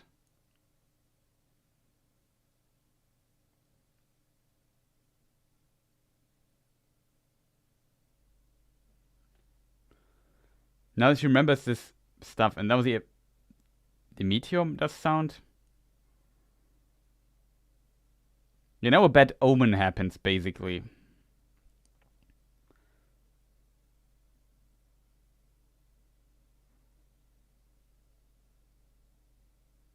I still don't like that she sails to the west. I think that's just far too over the top what happens. Not this particular, I like how it's depicted with the little information they have. But I think it's not very elegant going back to her childhood, which we just saw a moment ago, and referencing this and making this a foundation of the base of her knowledge. It's not bad. Here we see the ends.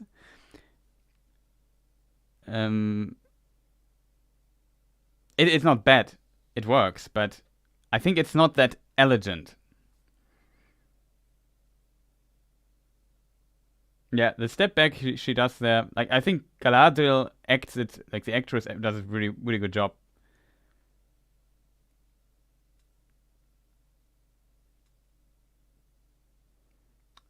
This might also be what the director wanted to shoot.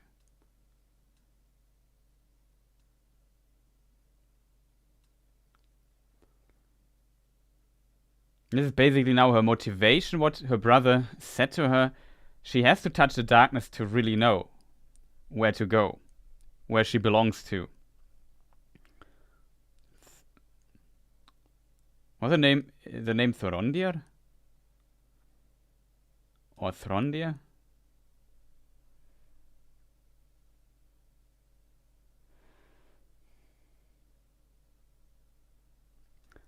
Yeah, I think this is a bit too over the top for this. I think this is maybe the point of no return, the light stuff. And she reaches out and she notices that Galadriel, which is a friend of him, his commander, seems to, like, she can't let go. And he notices, okay, Galadriel will go away. Now the light is gone and it's dark. Very interesting. Yeah, leaving the ship will lead to certain death. I think it's really strange what they're going here with. Here we see the dark leaf now. And it seems like the meteor appeared and the leaf darkened in a way. And symbols like this we can also find in the Third Age when Sauron reappears after he lost the One Ring. Look at this. There's a certain kind of darkness. Now, the montage is they show a lot of details in parallel. For example, the arrival of the Meteor Man. So I think from a filmmaking perspective, they want us that we connect the leaf with the arrival of the Meteor Man or Meteorite Man.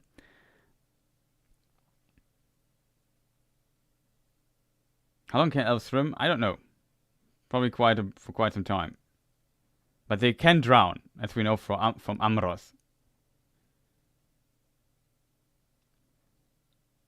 The music also has this dark thing to it, and now we are through, right? 95 minutes.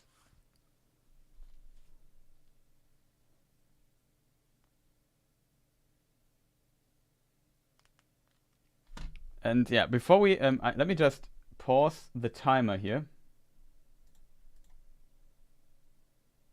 Did I close it? I closed the control for it. We stop the timer. And before we start the next episode, let us go into a bit of detailed discussion here and there.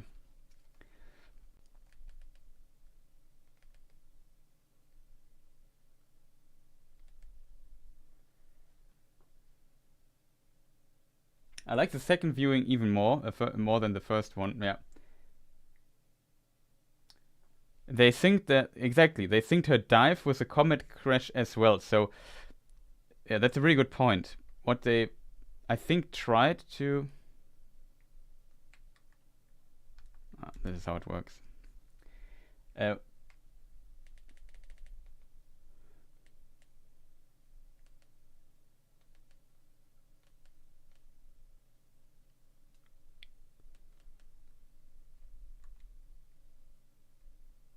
I would like to see the name of the elf.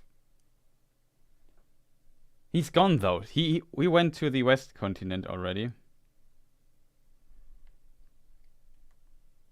I like the music of this meteor thing.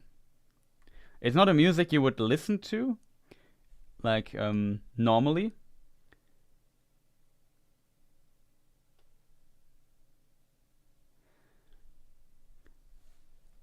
I'm confused by it.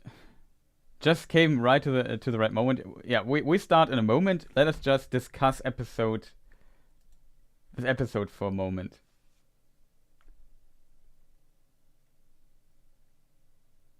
And we watch episode number 2.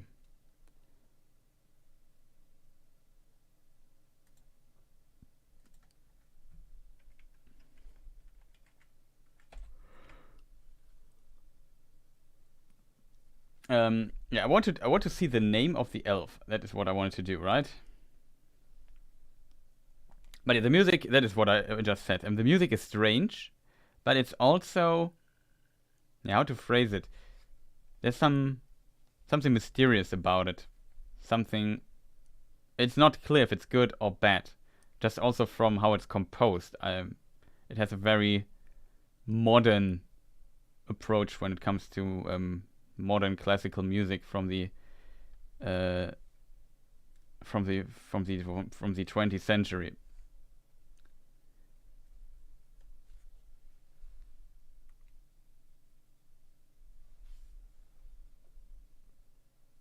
But they connect this basically, all the events, as you said in chat.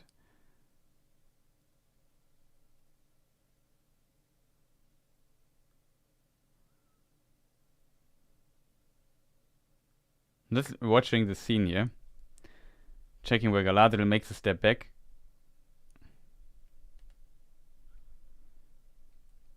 I need to pause there, else I can't. The name appears so short on the screen. Thondir is his name. So not an elf we know of. It's a new elf.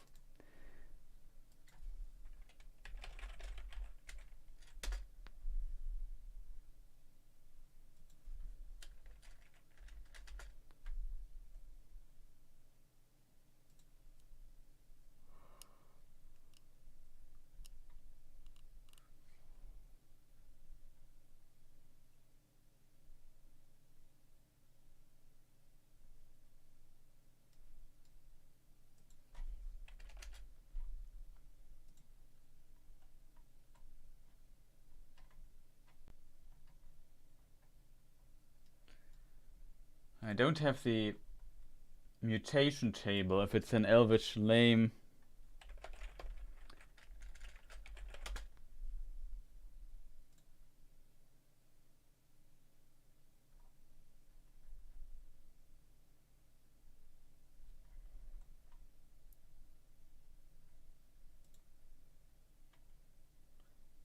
Thon could mean something like tree or root.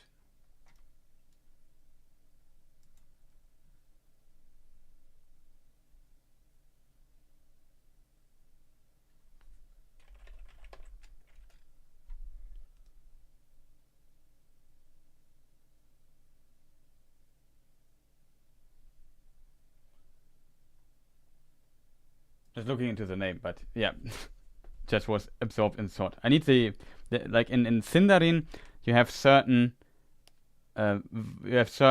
consonant mutations basically. For example,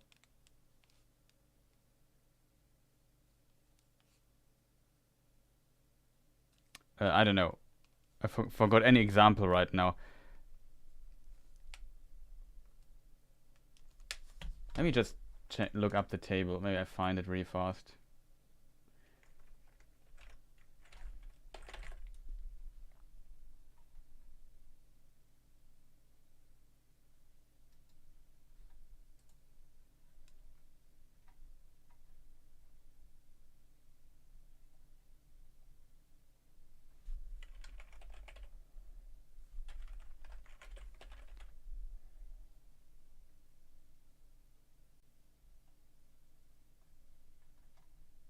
I could swear I found a table for that somewhere.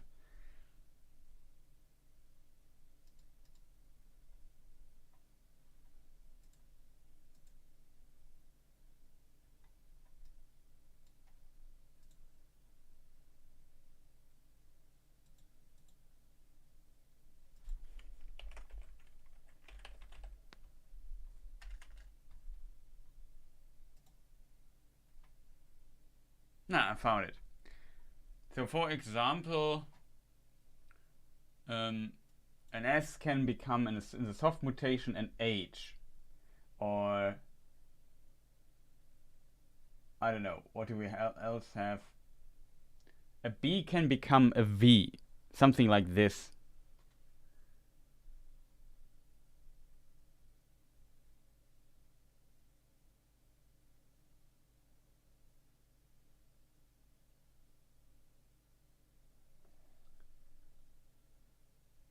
For example, I don't know, the word Kalen Hat would consist of Kalen and Sat. So Kalen Sat becomes Kalen Hat. If that makes sense. Like in certain cases you have like a mutation of the consonant. It's hard to explain when it comes to this, but that makes Sindarin quite complicated at times, I feel.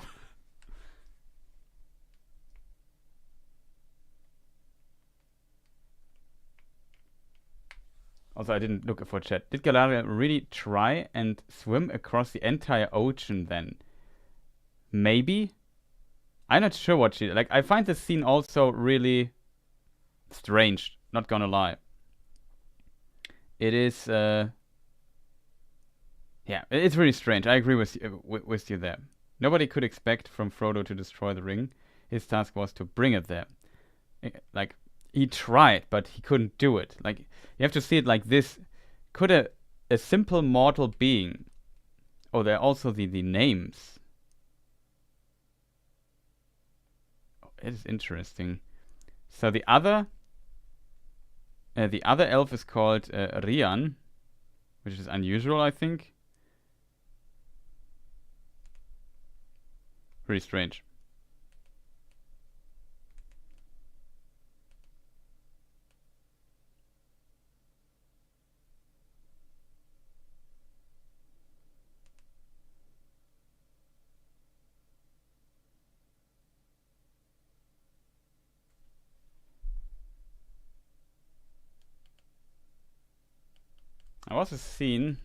I also was wondering, they were playing a game in front of the tavern.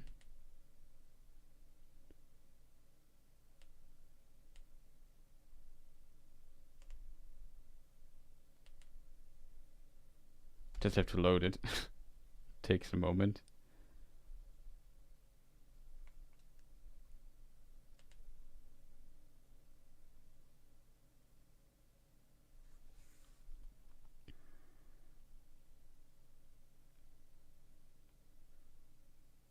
They really tried to explain this Morgoth idea.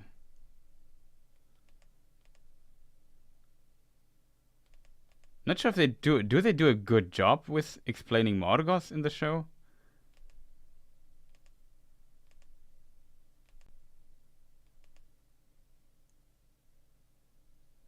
Cares. Interesting. There's so many little language details in the show. That is what really impresses me.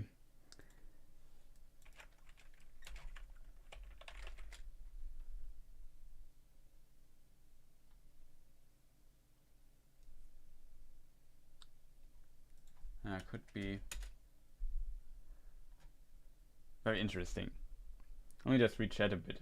I have a problem with the name Brandyfoot. In my personal law, the name Brandy anything comes from the river Brandywine, which comes from Branduin, but the Harfoots don't know this river yet. Yeah, I agree with you there. Like, the naming here is really weird. Somebody wrote on Twitter or somewhere, basically it's like that the show people had a dartboard, or the naming people had a dartboard with stuff that appears in Hobbit names from the Lord of the Rings, and then they just throw a dart at the dartboard and hit a random name on it. Like, that's just combine them. That's a bit how it feels. The naming is definitely off for the Hobbits. I agree.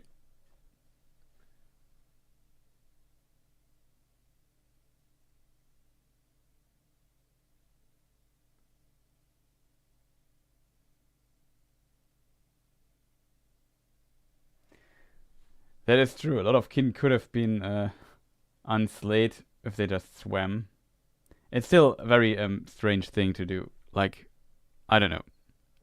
I would say we watch episode 2 now. Hello to you all. Welcome, Tremoxo. Nice to see you here.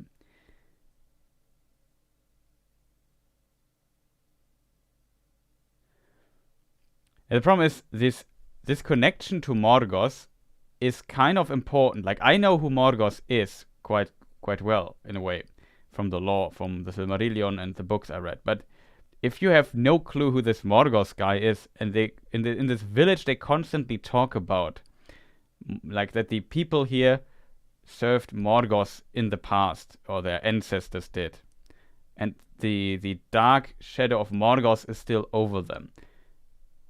The question is, do you need to understand this yet, or will it explained over the upcoming episodes? But just in the context of the first 2 episodes, I feel like the name is just dropped a few times, so people maybe learn about it, about the first Dark Lord, in case people don't know about it. He's basically the master of Sauron in the First Age. I'm ready for episode 2. Yeah, are all the people here in chat ready for episode 2? Do you need to grab a drink, a snack, bathroom break? Oh, nice. Andres is here. Welcome.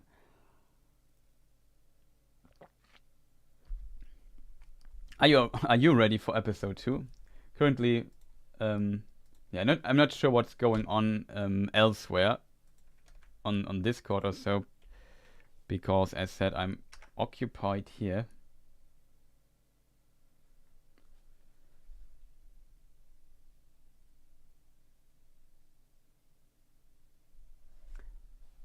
Yeah, of course. The words, of course, have a certain root. Like the river brandy wine also has to, and maybe related to Bruinen. Maybe we have to look into the etymology of the name.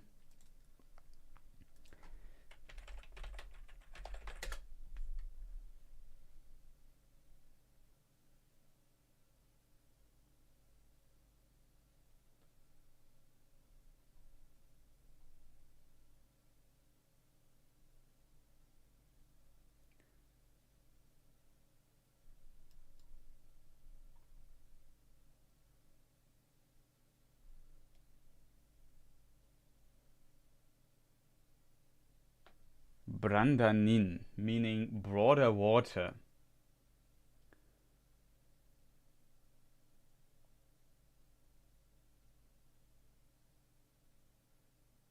To English, brandy wine.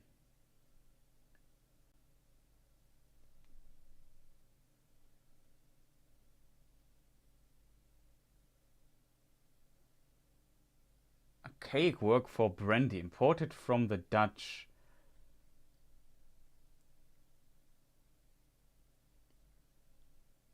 Brandewijn. Old English Nerdawin, meaning burnt wine. Yeah, you are right. Very interesting.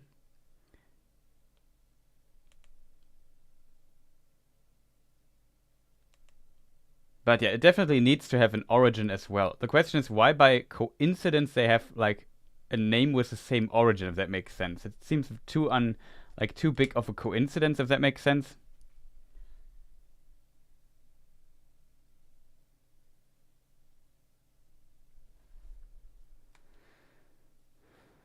Nobody got killed or severe injured by the troll. I think they definitely wanted to portray the elves as super strong there. Like, these are Noldor who might have fought in the First Age and have seen even the light of the two trees, maybe. So they were super powerful and probably just weakened from their journey, so they couldn't fight as well. And Galadriel is just that more powerful than them.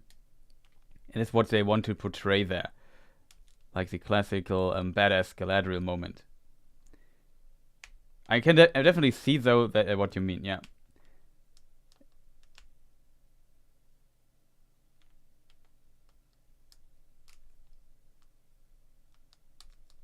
Yeah, it definitely comes together with what they referenced earlier. They talked about a boat and the difference between a boat and a stone only looks downwards while the ship looks upwards, basically, and as a result stays upward. And now Galadriel touches in this metaphor the darkness by jumping into the water.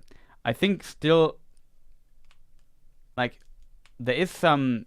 They set this probably up, but I still think it's too over the top to make sense from my perspective. I would suggest we watch the next episode, chat, so I reset the timer now. I know people wait for this a long time.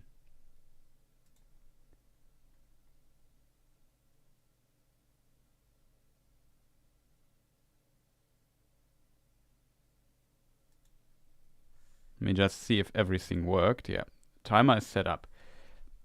So I count down. This time I count down from 3. And we start on go, I would say. Is there anything left to discuss? Sorry for ignoring so many messages in chat here.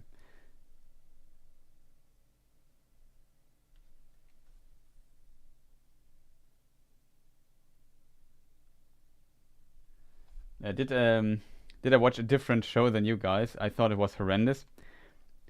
I have not seen the the House of the Dragon show, so I can't comment on that. I watch very few shows, to be honest, so take my opinion with a grain of salt. I think, though, like, I wouldn't say it's... I can see that people dislike it, and there's a lot... There are some weird decisions in this show, I have to admit as well. So I'm not 100% sold, but I still think it's not absolutely terrible. Like, I don't know, could you... I think that it's interesting to have some different opinions here. I think so far it's really hard for me to establish how the most of people like the show so far. And some people write it's fantastic, some people write it's terrible.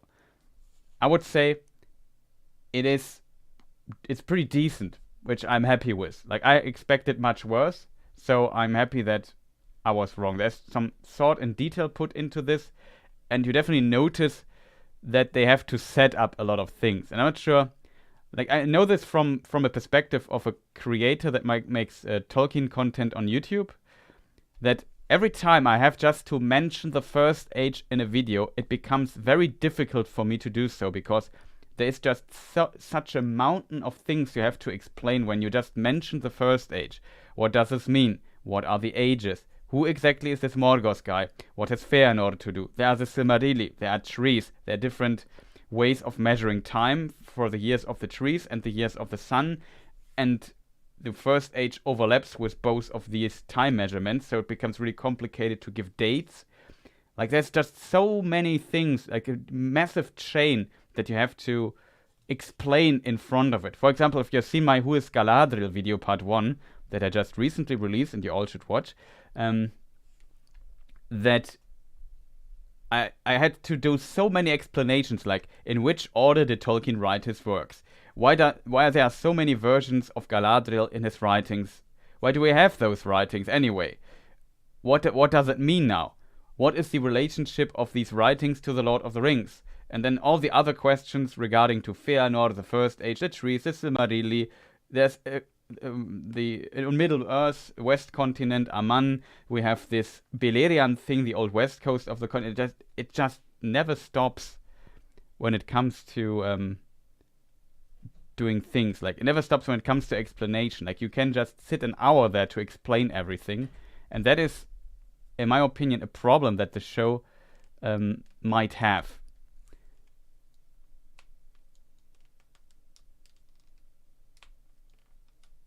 Oh, also, thank you, much appreciated, Spielkarl von Sparta, for your membership. Always nice to see you in chat, being very active here and on Discord. So, thank you. Shoutouts to you, man.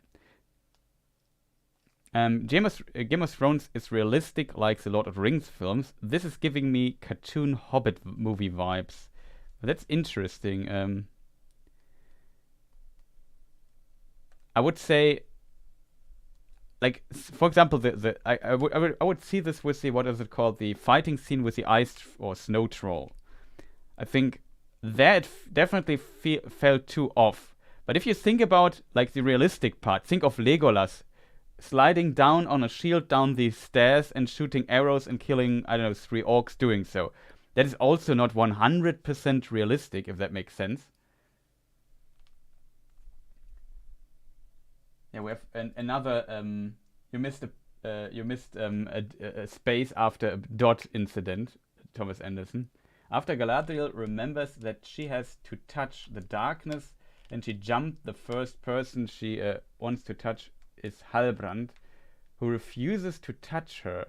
Then later she sinks like a stone, and he helps her. Now that's a really good point by Thomas. Like, they definitely play with this theme. They have, like, a very metaphoric, like, they in the depiction, in the scene composition, they stay within this metaphor for Galadriel, but it makes some of these scenes, as the other user said, I forgot the name, that it feels very unrealistic. For example, like The Hobbit. When it comes to The Hobbit, though, you can forgive it its unrealisticness a bit, because The Hobbit is a children's tale in its origin. And if you read it, it has a very different vibe from The Lord of the Rings. Like, it's so strange. You have to consider that The Hobbit in origin was not even part of the Lord of the Rings universe completely, if that makes sense. And this here is also different. So I wouldn't say it's completely unrealistic, but I definitely noticed some spaces here and there, and they try to implement, like with a stranger, that also seems extremely supernatural and unrealistic, but oh, I did just terrible things. But yeah, I know what you potentially mean. Can you maybe not do terrible things to me and confuse me, Mr. Should not play with my remote control so much. Yeah, the troll fight in Fellowship of the Ring was more on point, but the troll fight in the Lord of the Rings gave us yeah, I don't know. It was like a boss fight, if that makes sense, and everybody attended to it with the abilities he had. Here we had a group of powerful elves with Galadriel, who is like insanely powerful. Like Tolkien writes about Galadriel that she, with like Feanor and maybe Galadriel, are the greatest elves of their time. So of course Galadriel, like in the show, they have to portray her like exceptionally, if that makes sense. But I also didn't like that she jumps on the sword of this one guy and, like in these Chinese martial art films, flies through the air and hits a troll. I just found that very strange. But I think if you set up Galadriel like this, maybe you can then set up powerful enemies. Like, you saw how easy Galadriel could kill this troll alone, even though she was also going through this icy wasteland for I don't know how long time. And she was still able to fight that powerfully. Maybe later when she fights some other powerful entity being, I don't know what they will come up with, because I expect a lot of fanfiction here. Then they can probably make this enemy appear stronger when she has potentially maybe problems fighting that.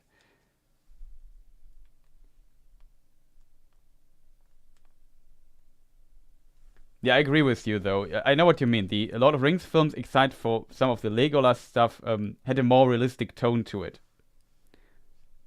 So I feel like it's not that bad in this show. Like, is there a scene from, let's say, the first episode, or maybe the first 2 episodes of Rings of Power, that is in your head, that where you would say it feels really off, or that's really, really unrealistic, except for the troll scene? Like, there was not that much, for example, fighting there. But for example, the Harfoots climbing through the fence and eating blackberries or whatever these were. Like, so far, a lot of stuff except for that and the stranger stuff maybe felt very down to earth as well. And of course, we have the endurance test by Durin and Elrond. You could argue it was a bit unrealistic, but it kind of was very fitting. Like, I liked it, I have to admit. What has the clean CGI Hobbit films look? Yeah, it's very clean. I agree. That is maybe also a good point. Like, they still, like, if you look at the fingernails of people and so on, their hands, they are usually dirty, especially the Harfoots. Like, they have this more gritty, rural thing to them. But for example, the elf scenes in Lindon and so on, they're just insanely clean. Though I don't think that it's necessarily unrealistic, because if you look at Tolkien's descriptions of, for example, Frodo camping with the elves in the books, in the extended edition, let me see if I have the scene here available for you to see. Oh, something that should not have happened like that. It's not like I have not film scene stuff prepared. Chat, help me. Where? Maybe if you look at the extended edition, or if you've seen the extended edition, what am I doing here? I'm just screwing up completely. Film screenshots, right? Huh? Oh. Okay, now I get it why it's not working. I'm still yeah, I don't know. It's just they changed the OBS overlay a little bit. It confuses me.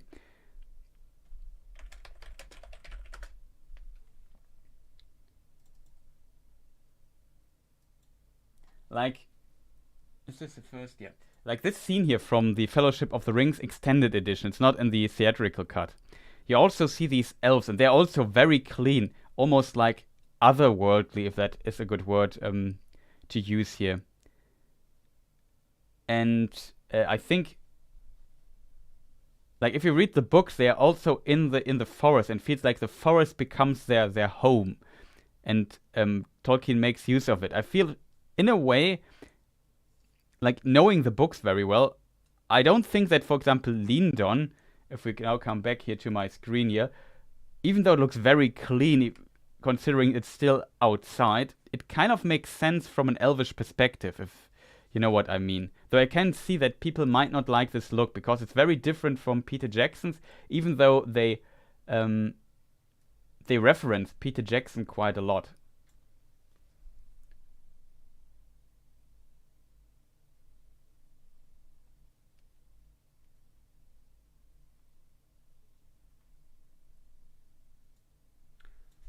Yeah, that's maybe a good point. I can picture dwarves like Gimli killing all the elves in Doriath, but I can't picture the dwarves in Rings of Power doing that. But I have to say the guards look pretty badass so far. I've not much to complain about the dwarves, but yeah, the company of Thorin looked more like actual fighters. I think, yeah.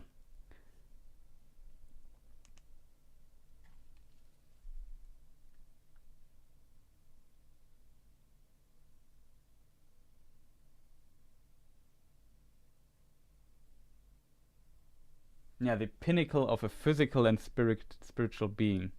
Pretty much like that. Gil-galad feels a bit threatened. Like the Gil-galad scene, I think I still find interesting. The problem is, like, he noticed that that Galadriel is obsessed with her search for Sauron, and she goes off limits at times, and that I think he doesn't really like, because he thinks if we poke the stick into the wasp nest, I don't know whatever English saying exists. Like, I'm not good with English sayings. It's not my native language. But yeah, you can definitely get into trouble. He phrased it more with like, if you poke basically the fire and set up the sparks, you can cause a fire. Something like this he says. And it is, from that perspective, of course, a fear he has that he should not do this. So in the books, and you have to still consider, they don't have access to the books where stuff like this is mentioned. And I don't know what their limits are. I feel like not having access to some of the other writings of Tolkien definitely limits them in what they can do. And now, like in the book, for example, in the Unfinished Tales, Gil-galad very early in the Second Age sees that there is a shadow in the far east arising. Here we also see the east with Arondir and so on. And he writes then a letter to Numenor to call for help and for alliance with Numenor. And even though the Numenorians come and destroy a lot of forest, like that's basically some sacrifice Gil-galad has to make. Like he needs the assistance of Numenor, so he has to let the Numenorians pass and maybe destroy a lot of and occupy a lot of regions in Middle-earth. But he knows definitely how the place will look when Sauron gets his way, so he has to make a decision. In that way, him balancing off his decisions, what he describes in the show, I think is kind of fitting. I still think Gil-galad's a very interesting character. Some said he doesn't look too wise, but I think we have to see in which direction the show develops to really see this. So far, it seems nobody really believes Galadriel, and we, of course, as we know the Lord of the Rings films and the books and so on, we know Sauron will be a problem in the future. So Galadriel is kind of right, but I think the ways Galadriel tries to prove that are just too extreme, too fanatic in a way, too obsessed. And Gil-galad doesn't like this. And he fears that Galadriel maybe does something very stupid with that. And maybe starts something he doesn't want to start. And I think he has different plans. Like, it is possible that in the end, Gil-galad also sees there could be an evil power arising again and come back. But I have different plans how to encounter that. And we know, for example, how the setup with Celebrimbor and Galadriel later will be. So that is very interesting in a way. We know that Eregion at some point trusts Anatar, and this Anatar guy, whoever that might be, I don't want to spoil here too much. I guess most people know here anyway, but also comes to Lindon. It's rejected there. And that is a very interesting detail from this perspective of the story.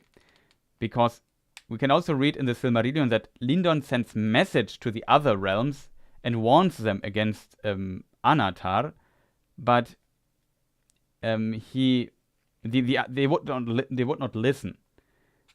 And maybe they can't portray this exactly like this, so they have to find other means and another setup for getting to the same situation, which, as said, could be a problem that they don't have the rights for everything. But yeah, enough talking, chat. We have to start with the second episode, else people get mad at me.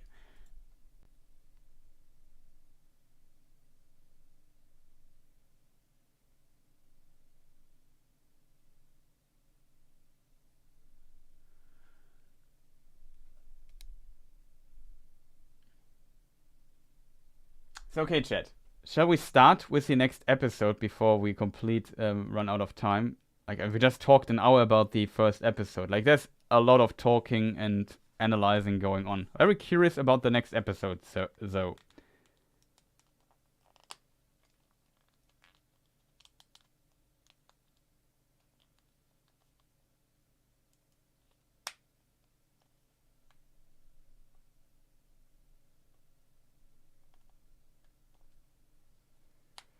Yeah, that's true. Maybe he thinks he can handle him. I don't think that Gil-galad was also very foresighted, and he was wise as a king. Let's go. Yeah, we should read. Let's start. So, maybe the idea of this show is, because we see the plans of Celebrimbor and his project. He wants to create a new, like in Eregion, a smithy, basically, that is so advanced that they can do pretty advanced stuff, and maybe Gil-galad hoped that out of this he can create something that gives him the edge. Even if the evil returns, he will be able to defend himself against it with the help of Eregion and the project that's going on there. So I think this is maybe his bigger plan. And then he's maybe kind of betrayed by Eregion in a weird way. Or maybe not, because nobody could really foresee who Anatar really was and what his agenda was. So, what his plan was. It's very interesting to see, though. But it will be very fanfiction-like, I feel. Like, it might be different. And I said it in my impressions. It's really unfortunate in a way that they don't have the rights to all of this. I think it would be much easier to depict it how Tolkien described it when they would have the rights to Tolkien's texts. Maybe they still would have not gone for this, but I could feel that definitely could hold them back. But before I lose myself again in another monologue here, let me just see where my script thing is. Here it is. Okay, chat. Are we ready? I would assume yes. I count down from 3. On go, I press start the timer and click on play here on my side. So, 3. Episode 2, by the way, we are watching now. Season 1, episode 2, in case you watch this in the far future. 3, 2, 1, go.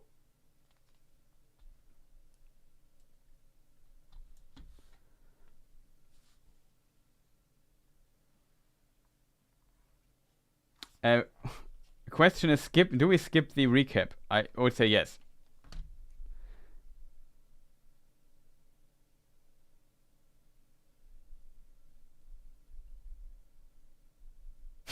Okay, I have to reset the timer, I think.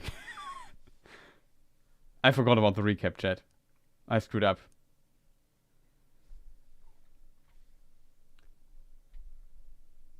Well, we just let it go. Now the intro starts on my side.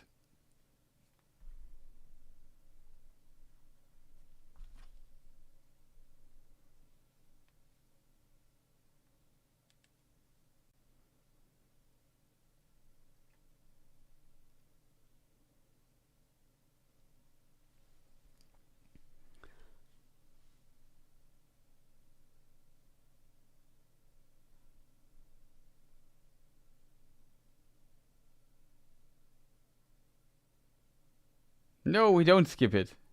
Too late. I won't skip the intro. I skip the recap. Like on Amazon, I'm not sure how it's for other people, but on my side, I have like a recap what happened in last episode. I skipped that. I think they did this practical, yes. I don't know for sure though. Maybe with a magnet or something. I think maybe this depicts something like the music of the Ainur or so.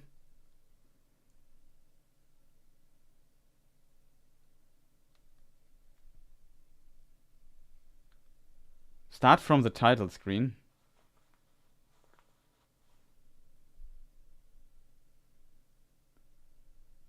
Maybe I should. Okay, chat. After the intro is done and the screen fades to black. That is 2 minutes 58 on my side. So we just wait till the timer reaches 2 minutes 58. Then I press play. So everybody has time to catch up. And then we watch the episode. I stop the timer and then I count down again and we start and press play again. That's my suggestion for this. Now it's the title. The title, these magnet little corns that form shapes is over. Screen goes black and now the first scene would start in the film. So sorry for the confusion, chat.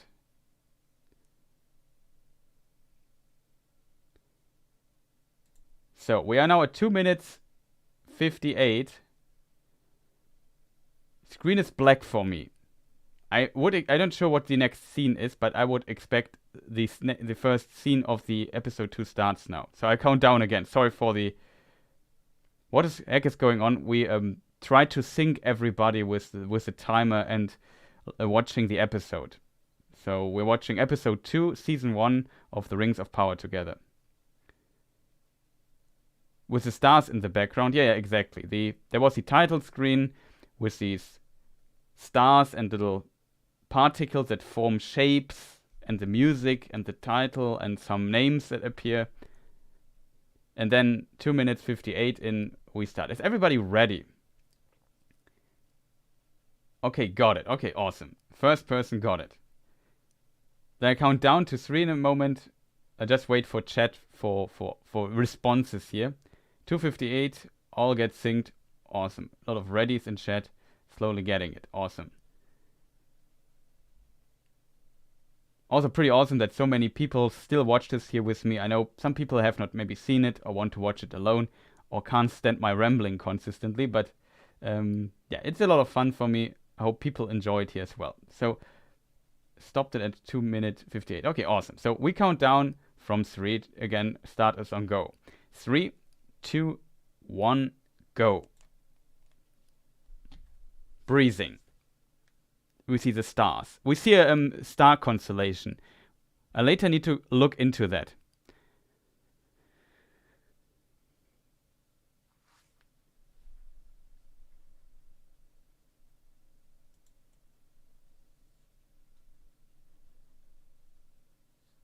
Let's go. Galadriel swims in the water and now says, okay, I guess I swim back.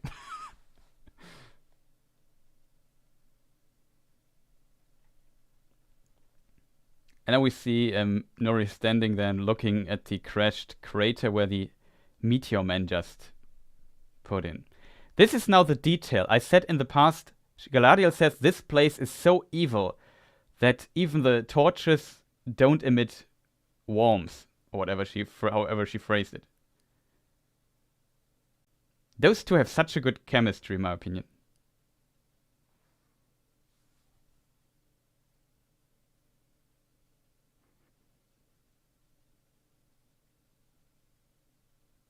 It's not hot. Is this a reference?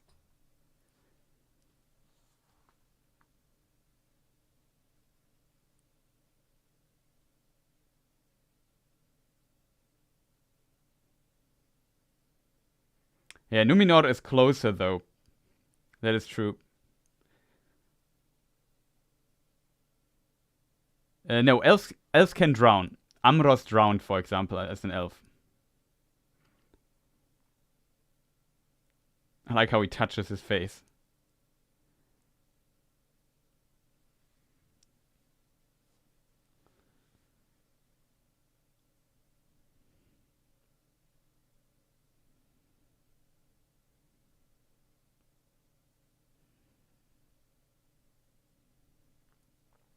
See, the rocks are also flying now.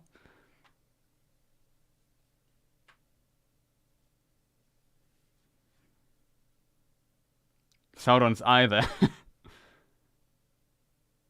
And now he collapses, and then the fire starts again.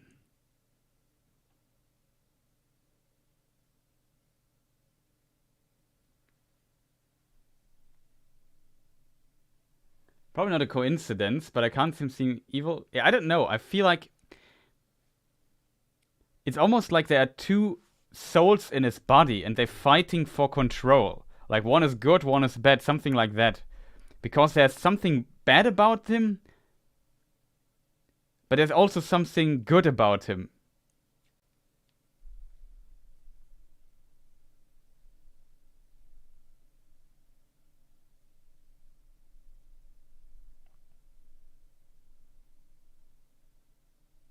Would a Balrog be hot? Maybe. I don't think he's a Balrog though.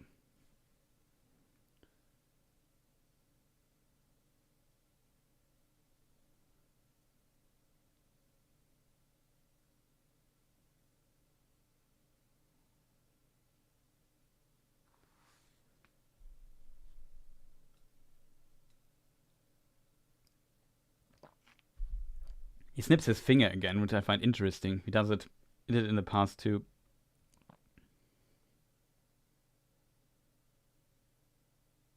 Yeah, I also like the intro graphics, I agree.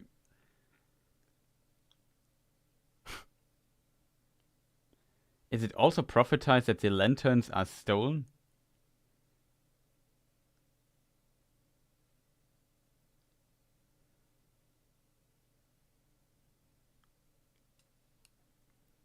She says human here. That's strange.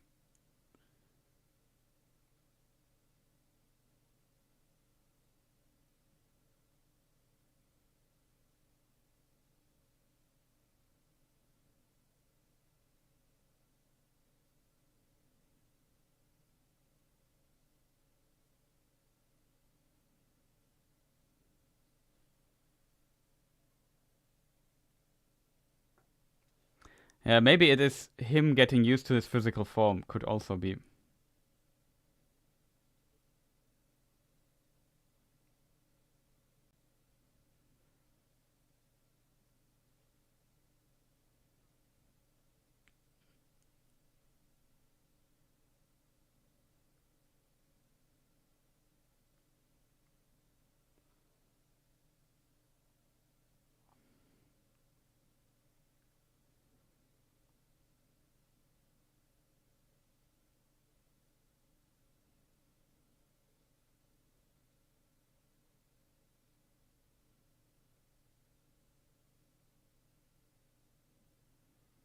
Questions a bit if it's just like an over-the-top thing, like he has to get used to his powers or to forgo might, enclose himself in flesh.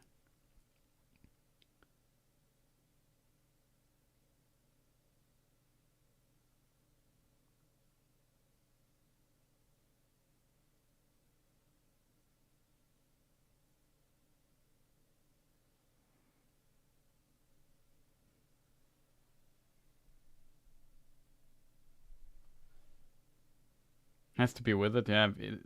A lot of stuff says with it, I agree. But there's something dark about him. At times, not always.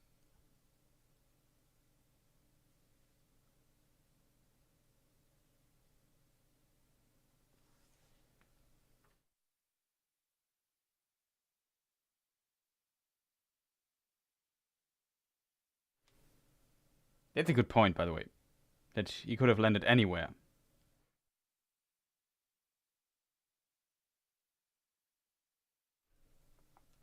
Episode 3 comes next Friday.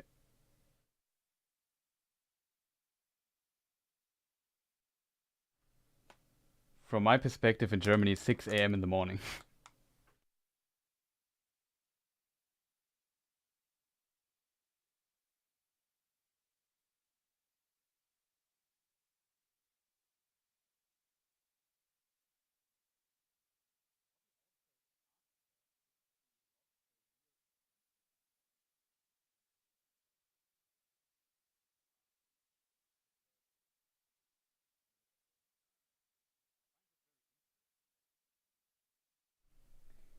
Poppy also says to Nori when they stand at the meteor, have you lost your reels or did your reels crack or something? You know what I mean? Like, I like this detail of what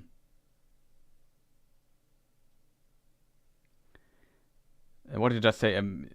I like that they have like the language that fits their culture, if that makes sense.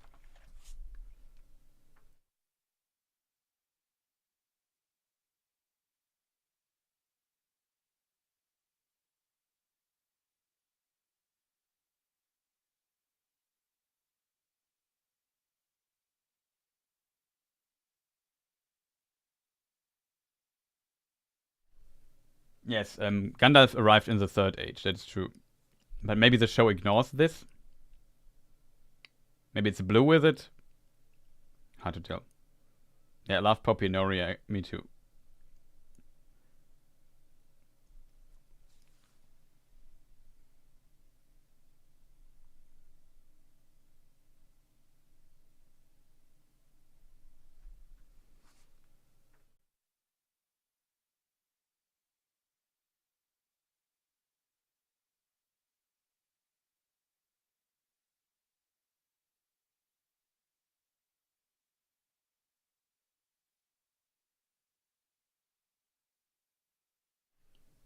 And this is now Eregion, so this is a river.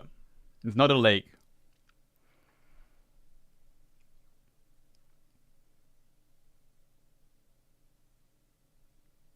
We wondered a lot about what is. Here we have a mention of Fëanor and Silmarillions.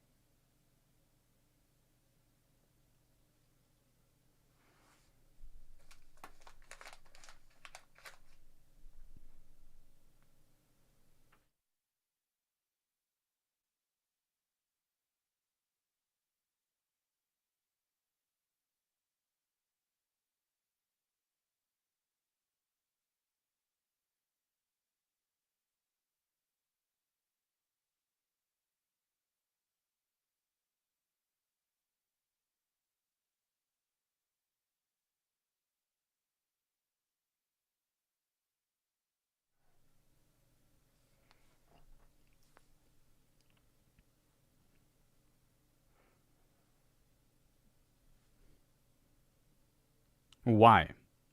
By spring.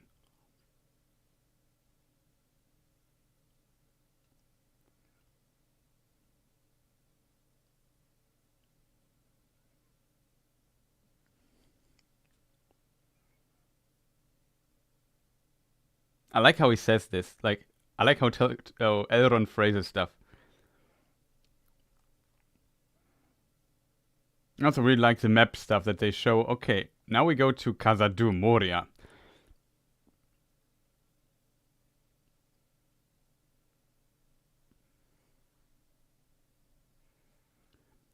In a way, he really wanted to create stuff. He had a deep appreciation for creating.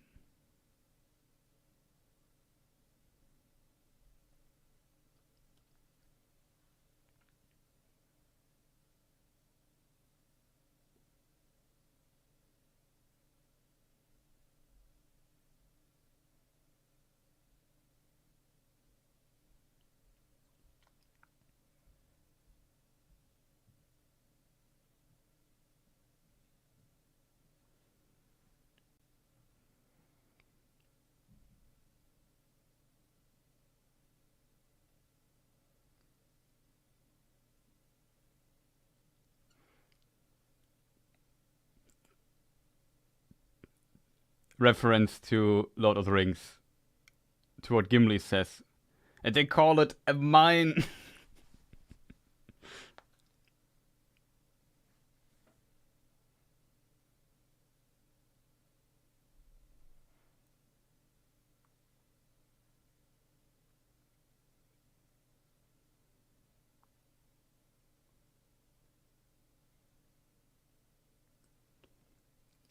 I like how this whole scene takes the time to just establish how stubborn the dwarves can be.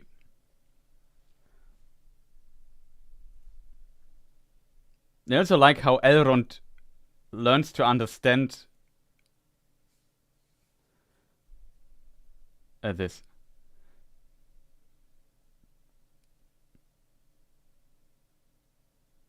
Sigyn Tarach.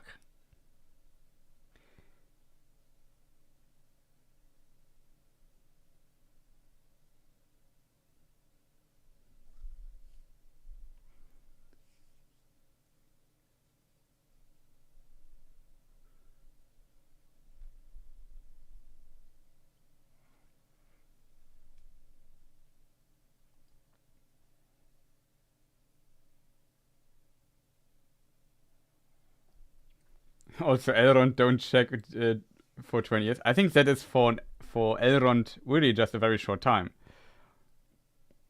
Like last Wednesday.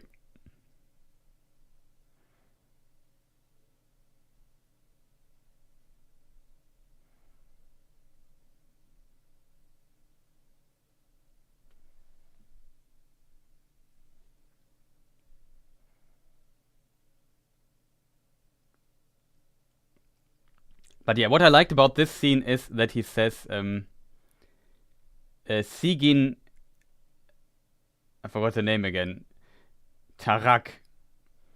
And he doesn't roll the R, he uses road R, which Tolkien writes us that some dwarves started to accustom this pronunciation over time in Appendix E of the Lord of the Rings. So it's a language detail I really appreciate here.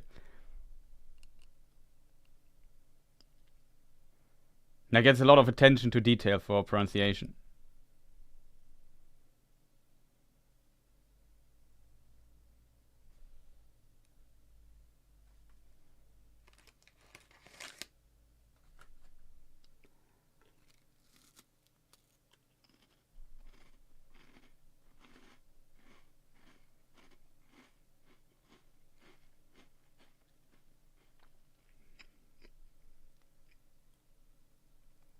I like this scene.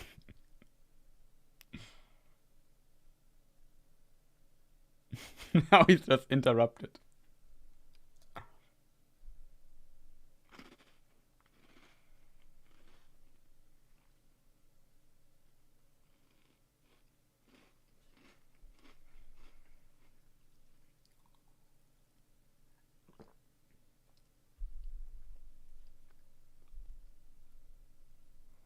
Also references Aule.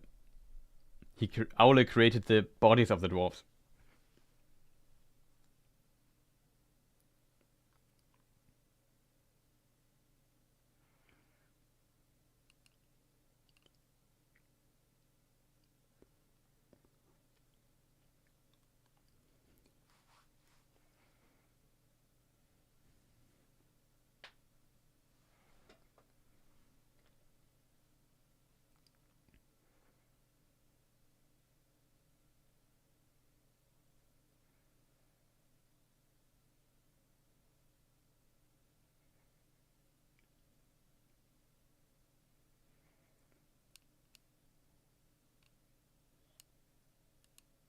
Yeah, dwarves in the prime is it's hammer time. Dwarf in their primes is awesome, yeah.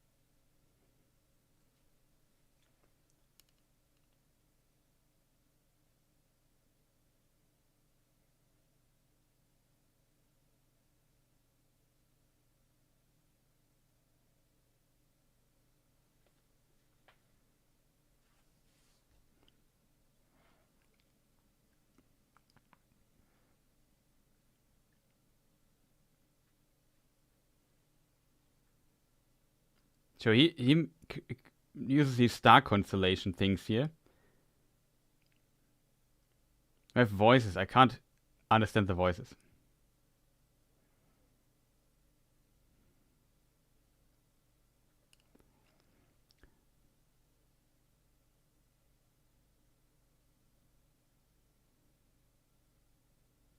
My theory was wrong that this causes this other scene's shockwave.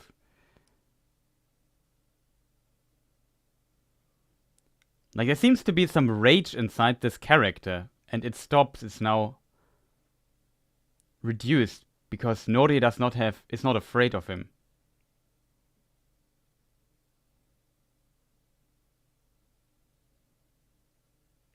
I also like her gesture there. That's pretty cool.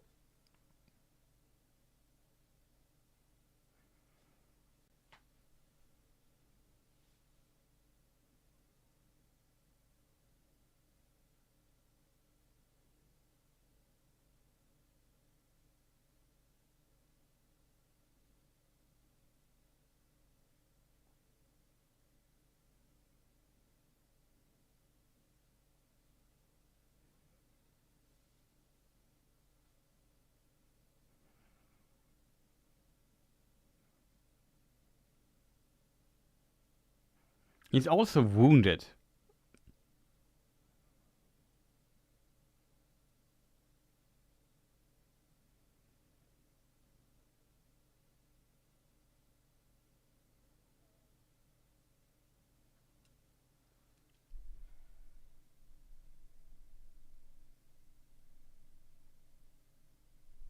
Does he need food? Maybe. Delicious.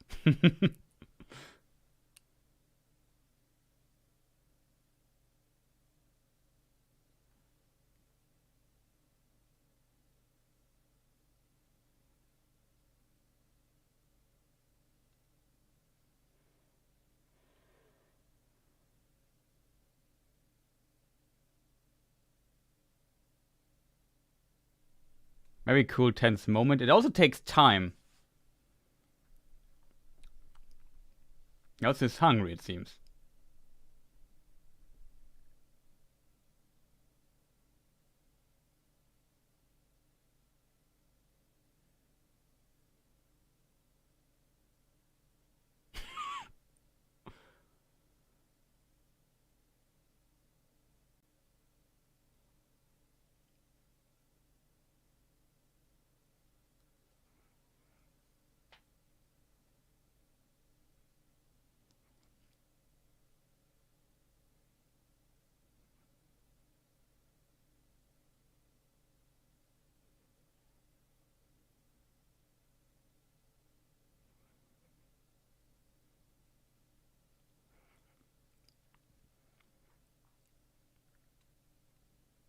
The question is, what now happens?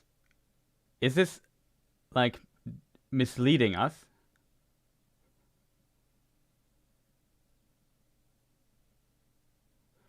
Is this basically prophetized and it happens? Or does he cause this to happen? Also, this foot scene, I would say it's unpleasant, but it might be unpleasant for some people.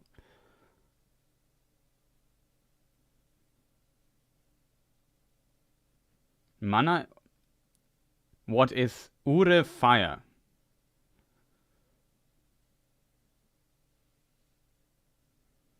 You see, that's what I mean. Is how this cut and how he breaks his foot.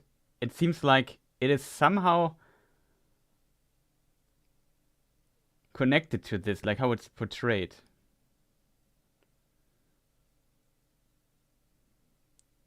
I haven't checked what this here reads.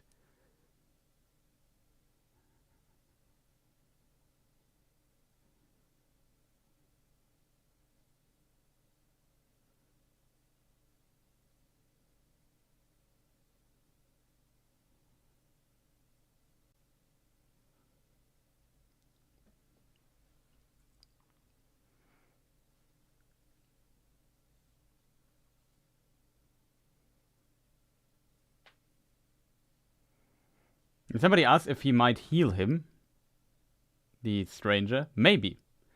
We know from the trailer that Lago and the stranger will meet.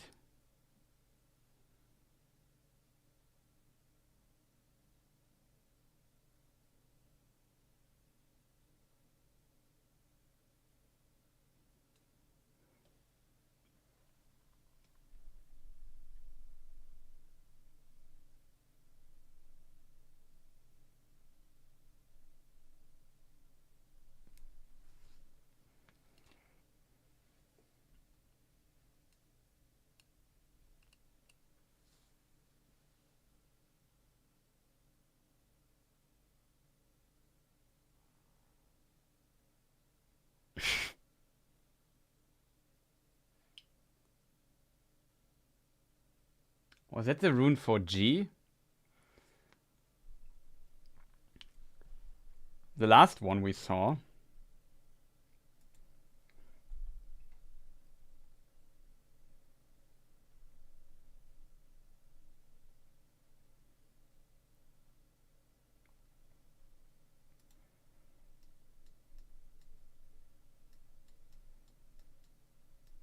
We'll look later into this. I have it in my front of my eye right now.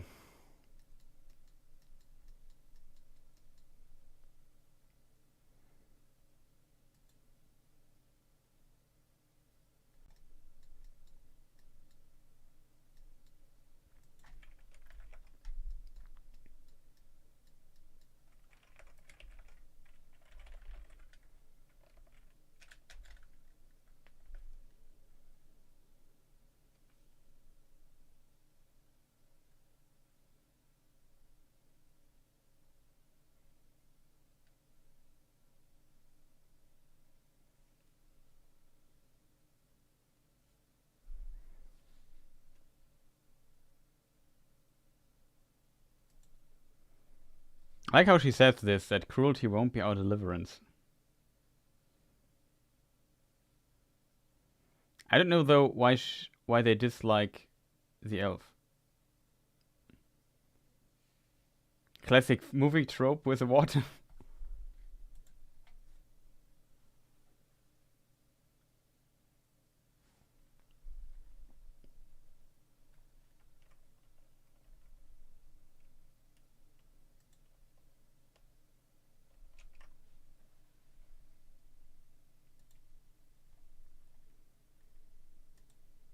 I call it a worm.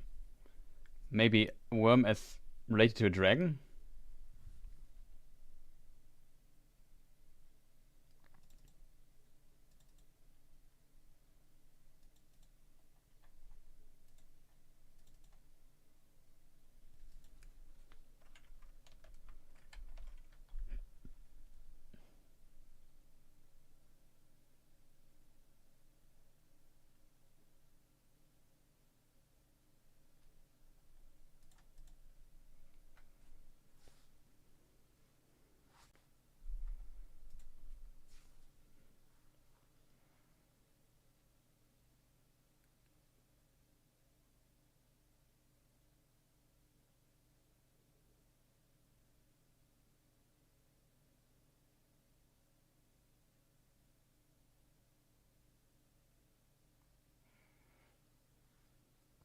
Yeah, so this could be a reference to a poem Tolkien wrote about this sea monster, which I never can remember what it's called. It starts with an F.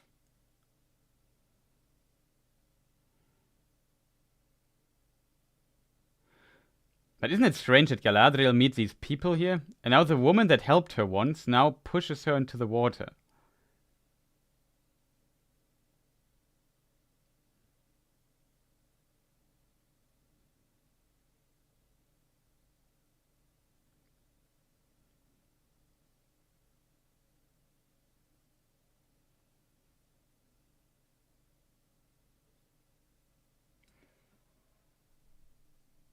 Here comes the fish dragon.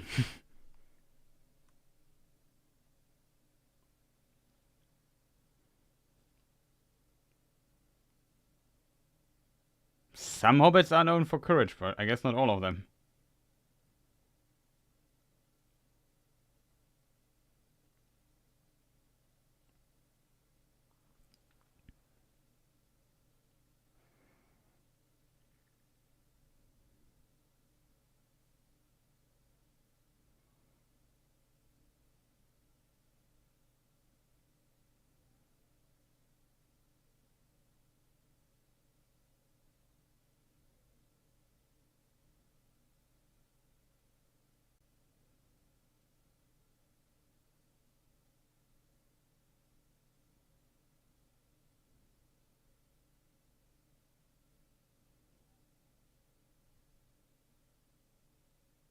This I find very strange. Like, he did something to the rope to maybe extract this part of the boat from the other raft things. And the others are now dead, it seems. But he survived pretty unfazed from all of that. Now he puts her on the boat. We discussed the thing there about it.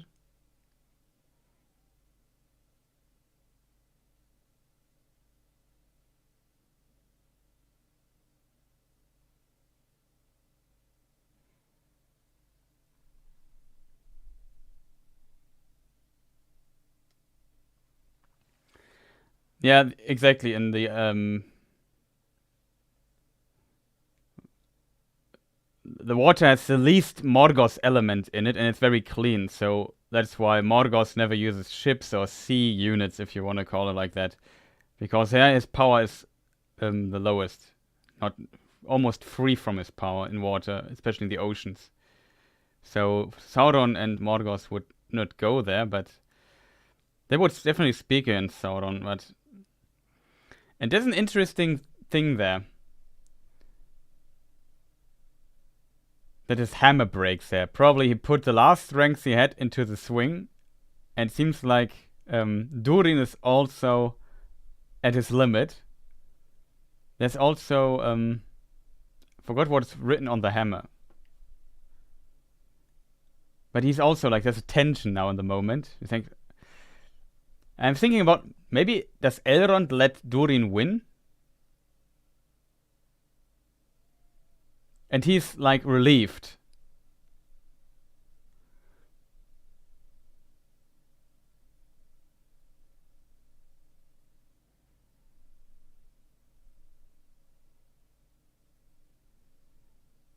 He also like he walks like, oh boy, my arm hurts.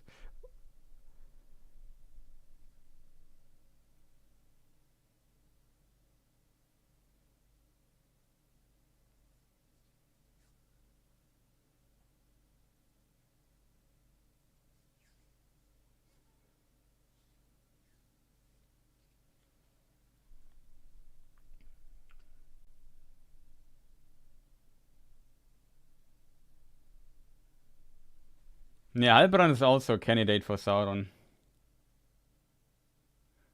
Remarkable, yeah, okay. 20 years.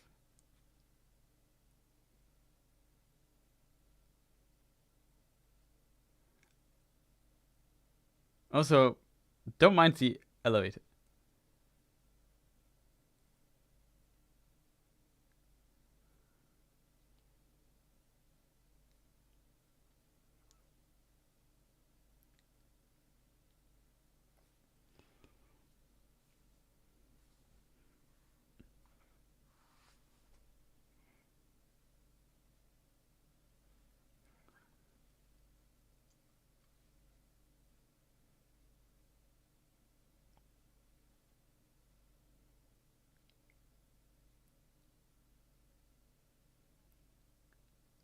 Makes a good point. It probably is.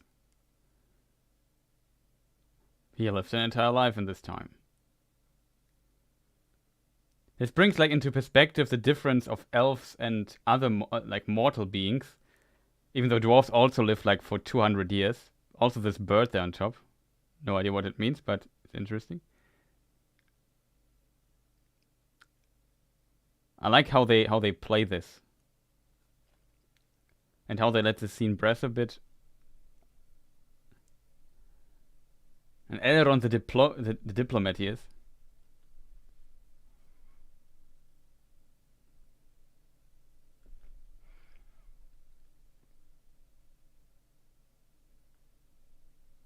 Very smart by Elrond.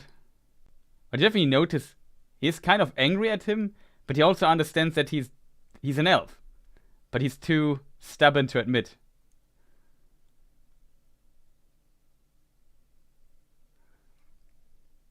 This is almost a bit like Gimli Legolas action. I like that. And Disa is completely different in that regard.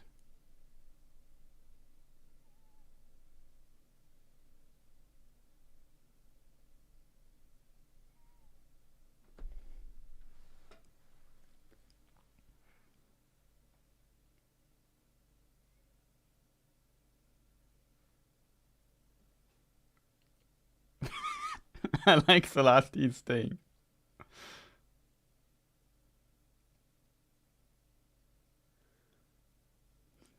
The dwarf children.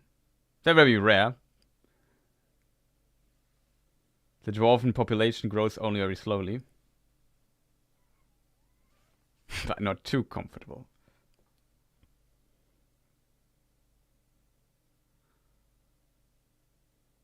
And stalagmite spiders, he says. Interesting, didn't notice that the first time. Yeah, Disa is fantastic. This is one of my favorite scenes. It might be a bit unrealistic that a Malorn tree, if that is one, grows down here. But Elrond makes a perfect point. Like, it's a really good setup in my opinion. Even if it's lore-wise unrealistic.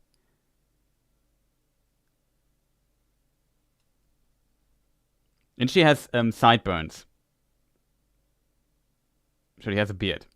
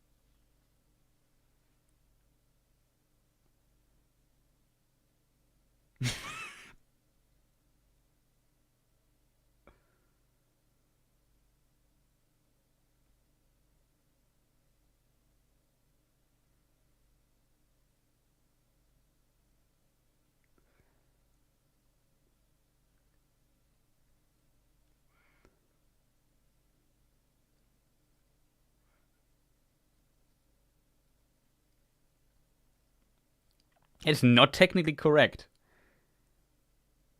That is right.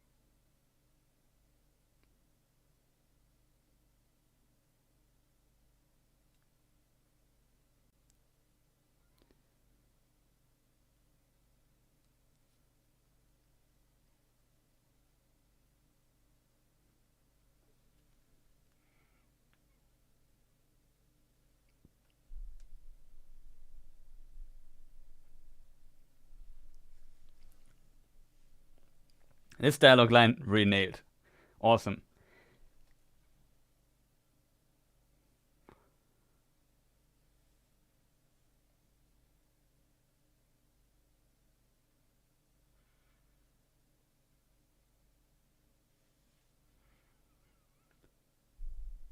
There's a certain way between the two of them, but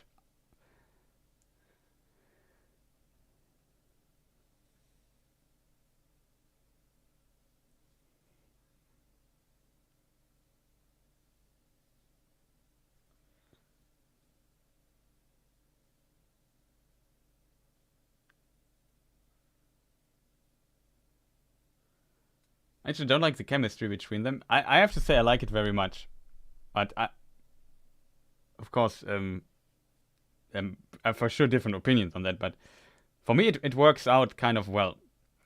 They also have a setup for a light-hearted relationship. It's a bit over the top, so it's a bit cheesy, but I think it does not cross the line for me personally of this. You know what I mean? This over-the-top cheesiness, two strong characters in a relationship thing. You know what I mean?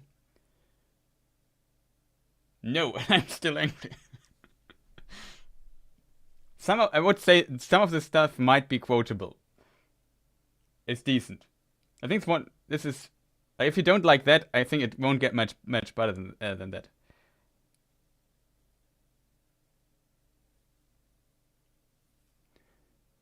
Like Halbrand is too smart sometimes.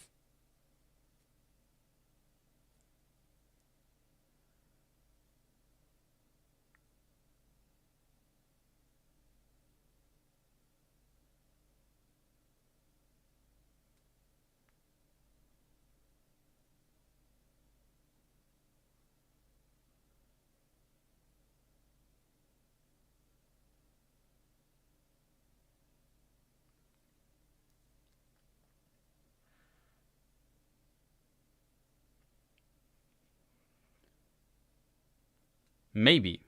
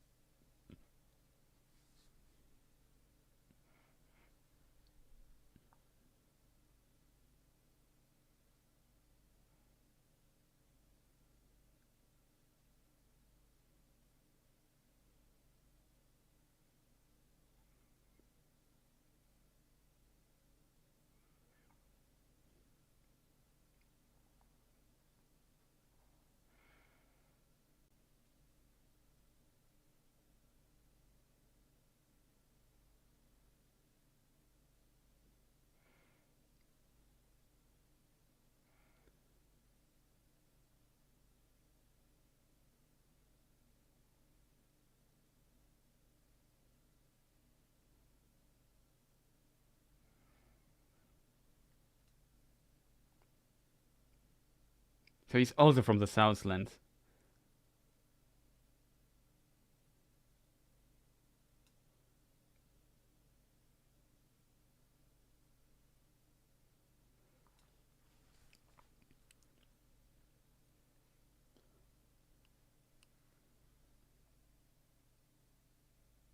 Dagger in her eyes was the last look. Yeah. I think she shows us pretty well. I also like the dialogue. Still not sure about Halbrand though.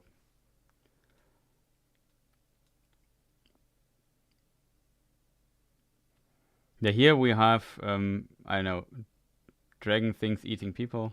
Very interesting. So it really seems the Morgoth stuff is referenced here again. I like that detail. Probably explaining what happened further and say, remember these eagles fighting these fell beasts?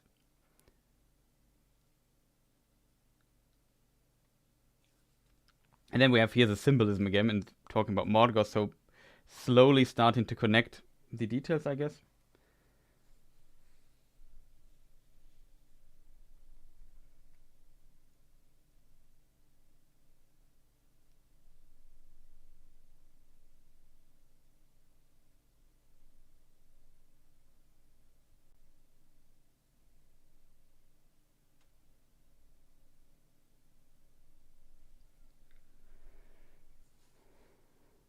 What's the silly rope?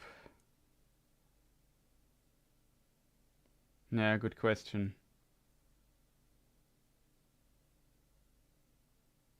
He looks at the fire.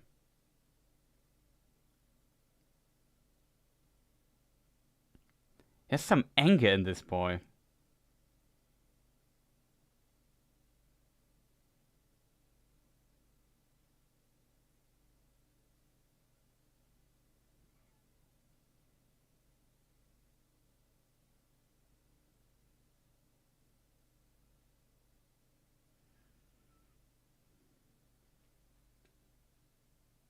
What if this lady is Sauron? Well, it can... I don't know. She doesn't seem too dark to me.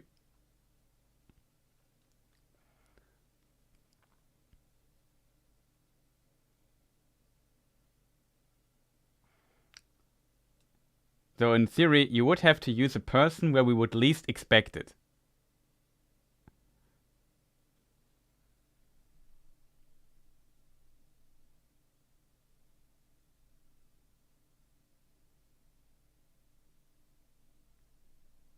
The Simpsons reference?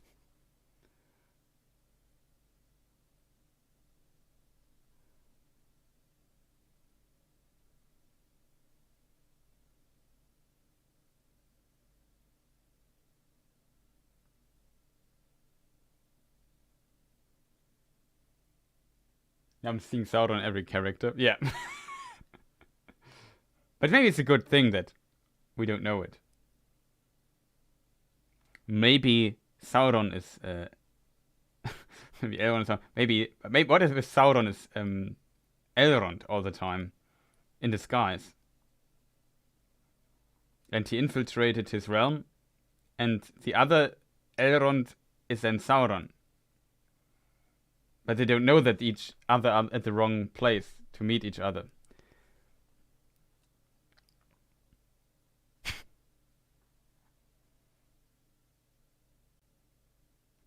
Yeah, it's a possibility that the idea behind the scene is that this, that the sword has influenced him there. Yeah. I prefer that over roof orcs from The Hobbit. I like the floor orcs more. Blub. Let me just eat a cracker.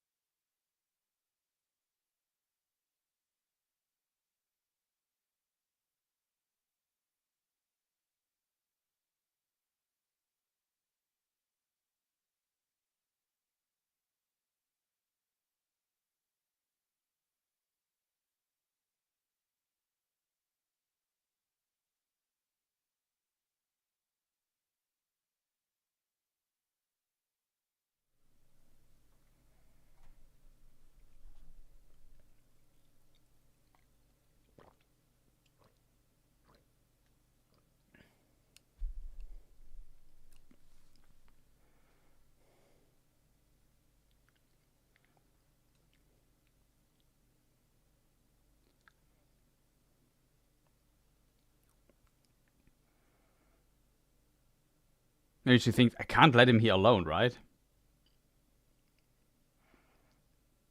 Not sure what she thinks there.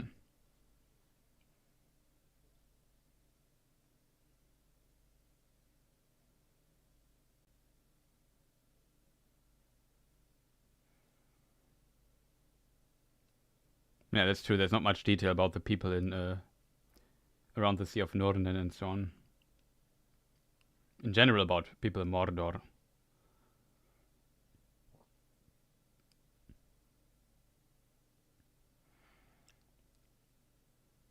But the orc seems more powerful in this show. Also scary. It's maybe a Nosferatu reference when he gets out of the floor with his hand and so on. And the claw. Kind of.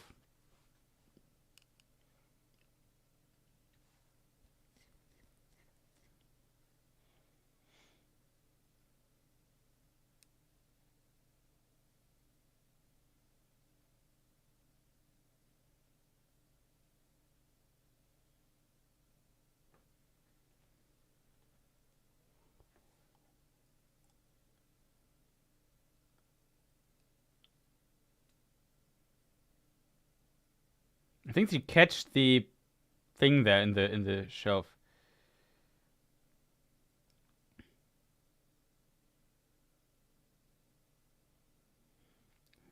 See how powerful he pushed this table, so the...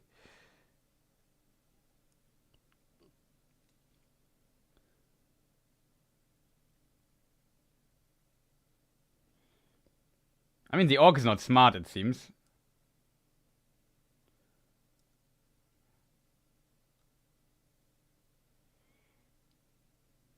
I like how he's just hold in place.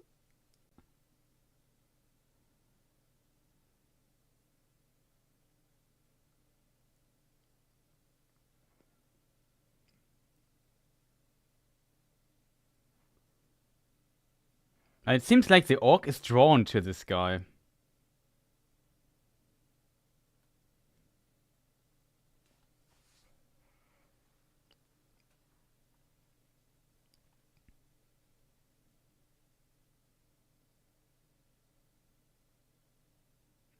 There's the evidence.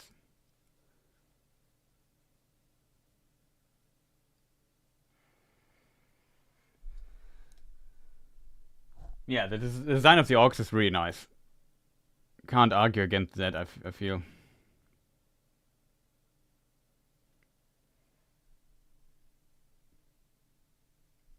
Oh, that would be an interesting...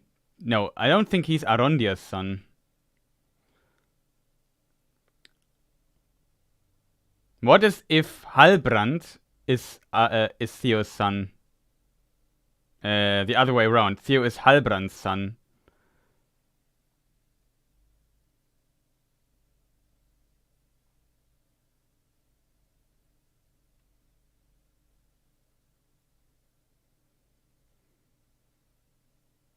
Thus speaketh Ulmo. Yeah, she's supposed to be a healer.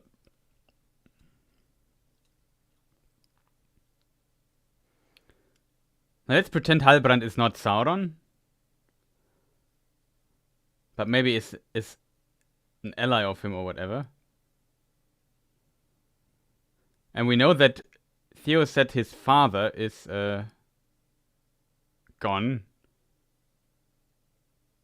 Here this is a stone image. Like, you have to touch the darkness. And now she goes down like a stone.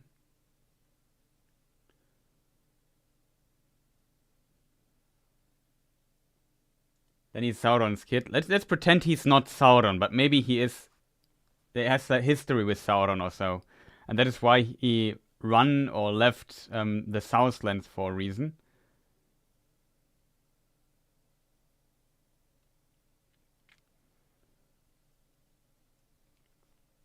Because we know from Theo that his father, or from Theo's friend, that his father left this place, and he's also from the Southlands.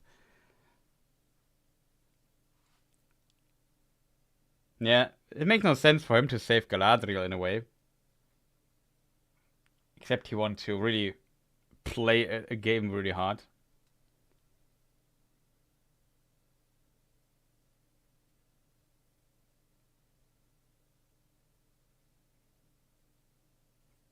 I'm still more... I don't know.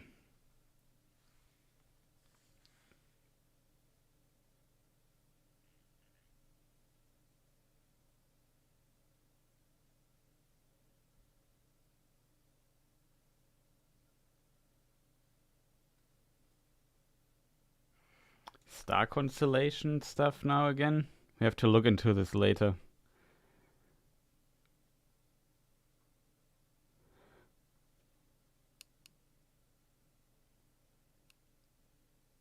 But yeah, if it should turn out to be true, you heard it here first. Maybe.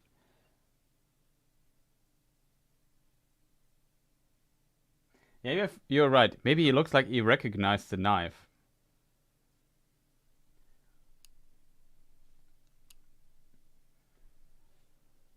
Maybe Halbrand is dead and Sauron took his form and replaced him in a way.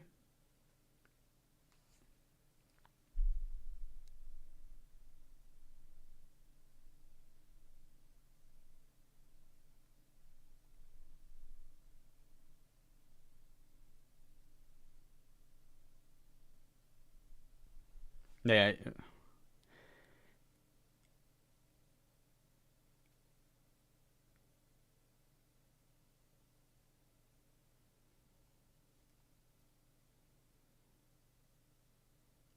Now it whispers to the thing. That is a very Maya thing to do.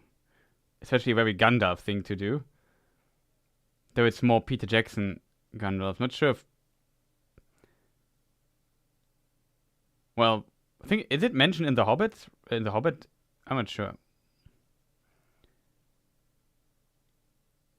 Radagast would, of course, also be somebody who speaks to the animals and so on. It basically makes the fireflies to live somewhere. And now we see some star constellation or so.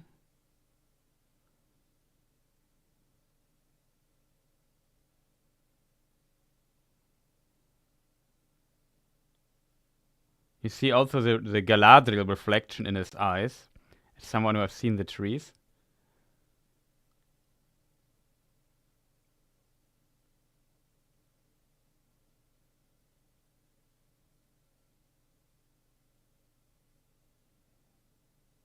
Now the fireflies fall dead on the ground already.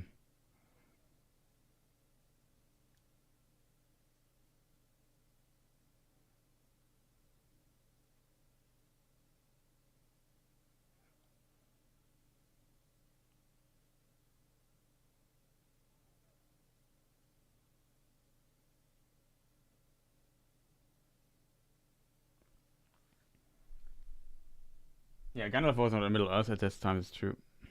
Even if we consider the Lord of the Rings only.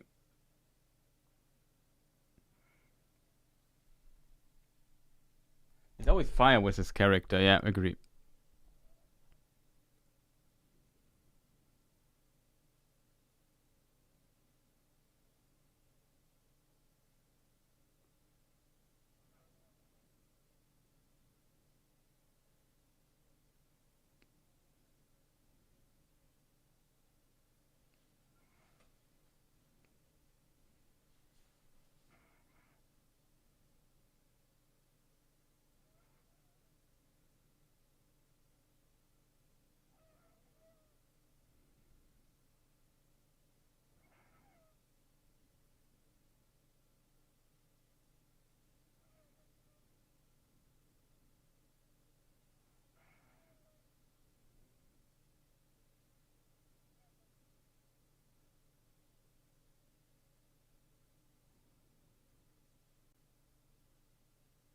I already saw a hammer break against the rock. Like that reference here.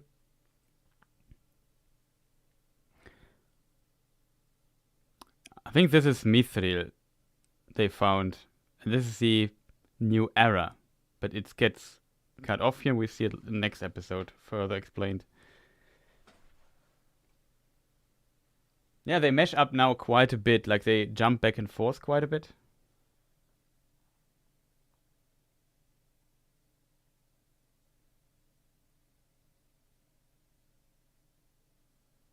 Yeah, I agree. They didn't show the cutting of the head.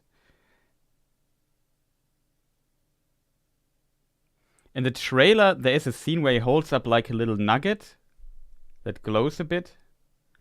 And here we see the sword draw blood, so our instinct was right that the blood has to do with this and the wound on his arm to fire up this sword. But yeah, he holds it up in one of the trailer scenes, so we know something like this is coming.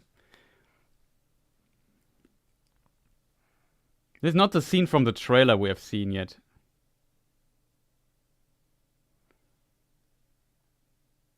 But it seems like it consumes blood. And he has like figured out the secret of this weird sword. And you're not when you have an artifact and you know like a rune of Sauron is on it or a symbol of him, and it consumes your blood or anything. Probably not a thing you should have, if that makes sense.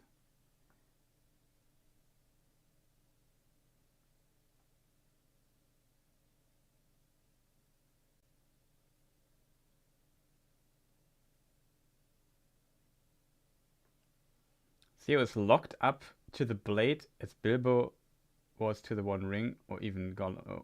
Or even Gollum. Yeah, now they came to a place and we see a person. Maybe Isildur, Elendil, I mean. Or somebody else, which we haven't seen yet.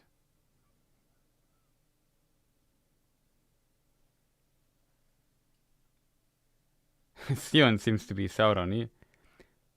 So now the episode, we're on the credits.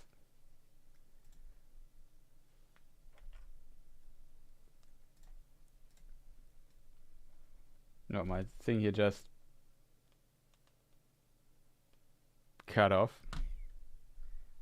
I stopped the timer now.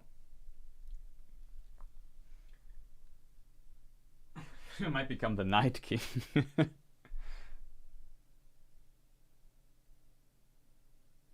I don't think he seems like, I know what you mean. He has also this dark vibe going on with him, but he seems too inexperienced for an entity like Sauron. That was quick. Yeah, it was 1 hour, 2 minutes, so went time really flied here.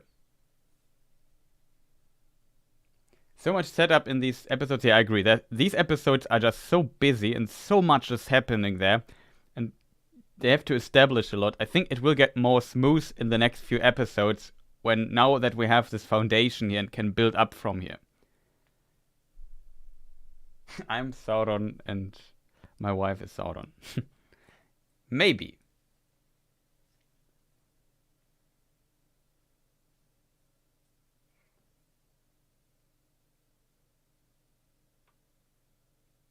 I need to know what happens with every character. Well, we will find out in the next Friday a bit more about the characters. So far we are stuck with what we have here though.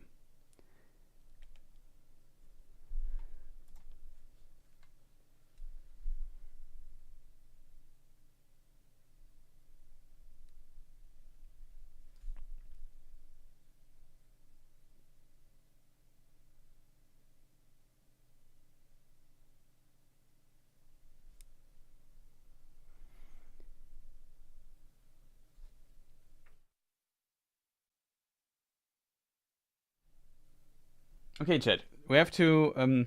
We will discuss episode 2 in a lot of detail in a moment. So let me before we move on though, I need to set up a few things. Then I take a short break.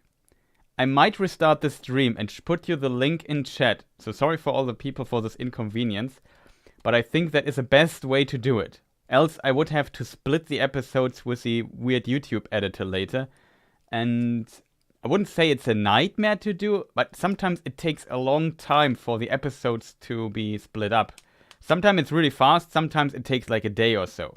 So I think it's much easier to just start another stream. I schedule it for like, I don't know, X amount of minutes. I post the link in chat, then you can go there, and then we continue that chat. So everybody is on the boat. I might explain this in a moment again, because I still want to see, what did people think of the watch party here? The evil whispering killed the fireflies. Maybe-ish. Oh yeah, still a bit behind, Tirza.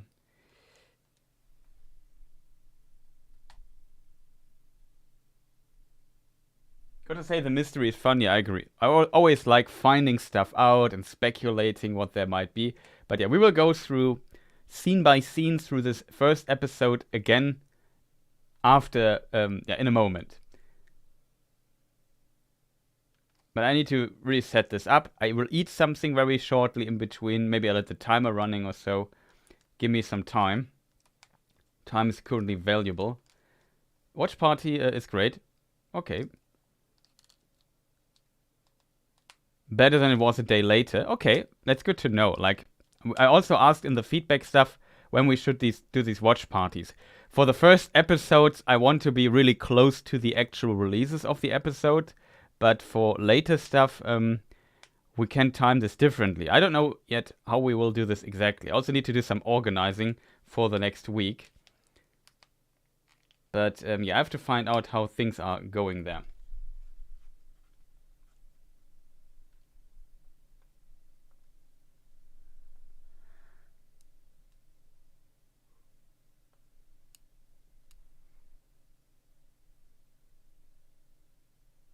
Never seen anyone on Middle Earth brush their teeth. Yeah, that's true.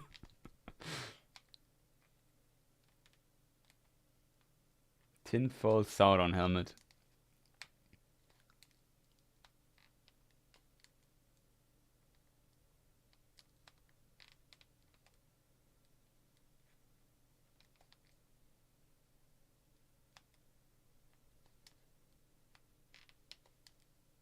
I would prefer to have it on Twitch though. Yeah, the problem is, I mean, I personally would prefer Twitch as well, if that makes sense. The problem with Twitch is, of course, is that, no, it's not a problem with Twitch. The problem is that I asked this in the community tab in a vote, and there, like 58% of people who voted there said, make it on YouTube, put the VOD on YouTube here on this channel. So if people prefer this, sure. Though I have to say, it is pretty close. 24% said watch parties on Twitch, VOD on the main channel, and 18% said watch parties on Twitch, VOD on the archive channel. So if we combine these two numbers, we almost also get close to 50%, or let's say, 42% said do it like this. And that is pretty close, but still more people said I should do this way. We have now tested both of it. But yeah, probably let me know in the comments, people, of this VOD of this stream's VOD when it's completed, what you think. I would have uploaded the Twitch stream on YouTube anyway, like the watch party.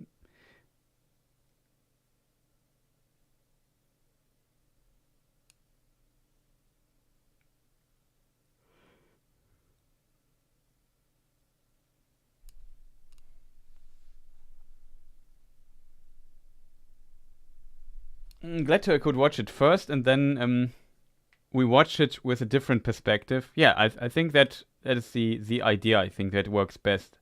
I'm not sure if the other channels do like a release watch party. I think it made sense for example, Nerd of the Rings and so on, because they already knew the episode. So for me, from my perspective, I really need to sit down and watch it, having time and for myself to absorb everything. While now with the rewatch, I also missed a few things again because I was looking at chat or so. It's definitely a bit distracting, I have to admit.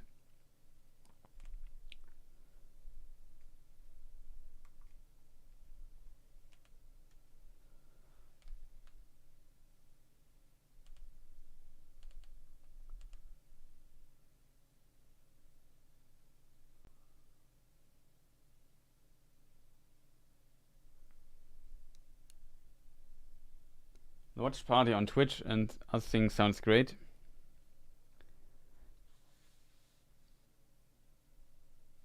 Yeah, as I said, that would have been my preferred way to do it as well. Because like the Twitch feature is pretty decent for that. But yeah, I don't mind. For me, it's not that much a difference if I stream here or on the other thing there.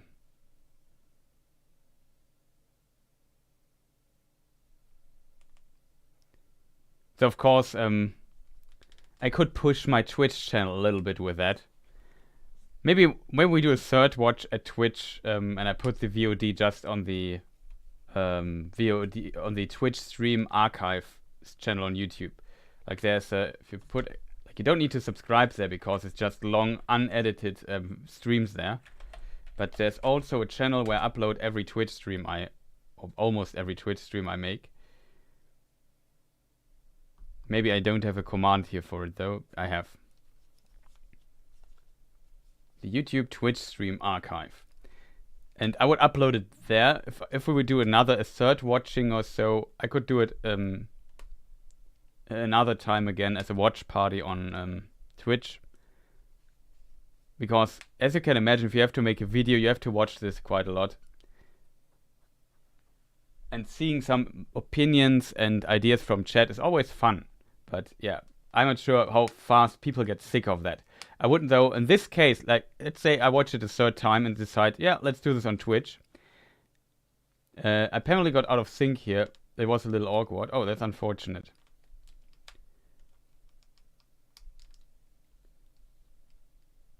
But as said, if I do this on Twitch again, I would upload it just to the archive channel because I don't want to clutter my main channel too much with stream VODs that are very long and not that interesting for most people, I assume.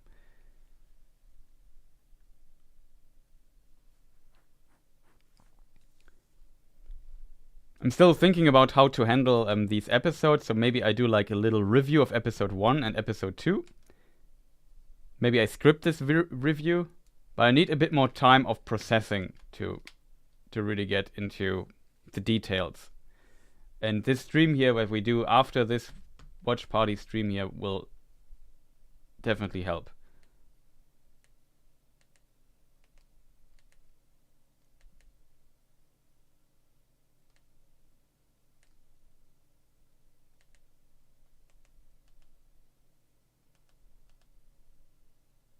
Just currently trying to find a scene in the thing.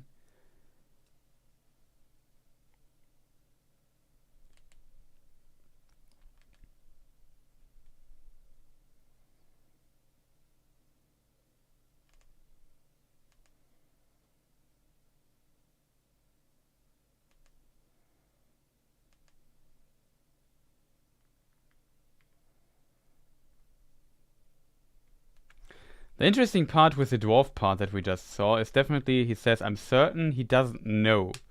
And they're talking about, I assume they found mithril there in the mountains, this material.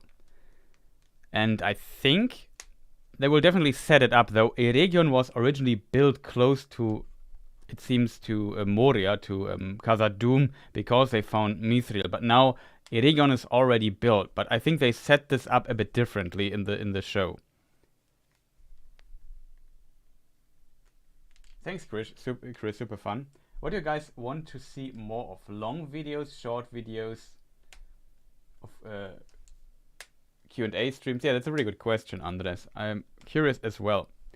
Covering the show now. Now we have seen probably a lot of content here on this channel, on other channels. What was the content you enjoyed most there? Just for a little short, long videos and Q&A.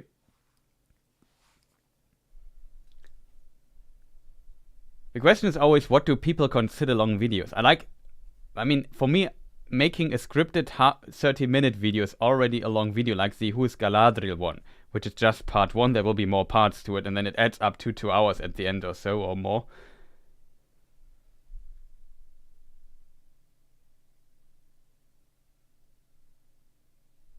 Oh, that's an interesting question. How did this make you feel? I remember the feeling I got when I watched The Fellowship of the Ring for the first time. This was pretty close to that feeling. When I watched The Fellowship of the Ring for the first time, I did not know the books. And I knew that this was this epic fantasy thing, but I went also into the Fellowship of the Ring film with very little expectations. And then this journey unfolded, and I liked it a lot. Like, I was blown away, especially by like in the Shire. There's a shot where Frodo has this teapot in his hand and puts some tea into a cup, and Gandalf sits on the other side in back end, and we have a little bit of smoke coming up in the middle. And then the camera moves, and my head exploded in this moment, because I always was interested in like a bit of filmmaking, and how stuff work. And usually when I see a trick, like I knew what a green screen was back in the day, and I knew how you could do certain tricks with digital editing and so on already. We had like a little school project where I also played around with some stuff. Of course, very amateurish, but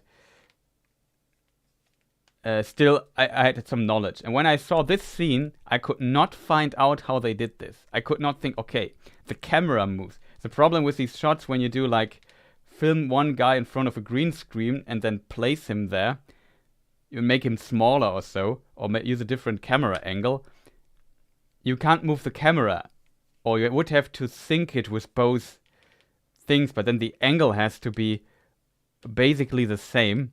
And this blew my mind back in the day. Like, I could not believe how this works. It's still not crap, no. I even after watching it a second time, I think it's pretty decent. The scene was great, also seeing how they done it as well. Yeah, for people wondering how this behind the scenes worked, they had a device basically that synchronized the movement of the dolly, that is the thing, the wagon if you want, where the camera is on, and you can move it, like usually on rails or something. And when they move the camera to the side for this camera pan, they also move the bench Gandalf was sitting on in a certain way, so that the illusion of the height difference would stay intact. And that was just absolutely mind-blowing how this worked. But I could not have figured it out because it was so advanced. This was like, for me, true film magic back in the day. And I did not get this feeling here in this show yet, because after 20 years, technology has come in so wide, so far, that we usually know how stuff works. And we have seen behind the scenes production material. Still, it's impressive though. Like the ocean shots, in my opinion, look really impressive. And you definitely see, okay, they use this gigantic tank to film it. And the actors actually swimming in this tank, and they used, what is it called? You call it in English, German it's bagger, to make the floods. Excavator, right? Yeah. Like these excavators to make the waves and stuff. It's just really, really cool. Any shills here? Speak up. I don't know. It's a weird question, to be honest.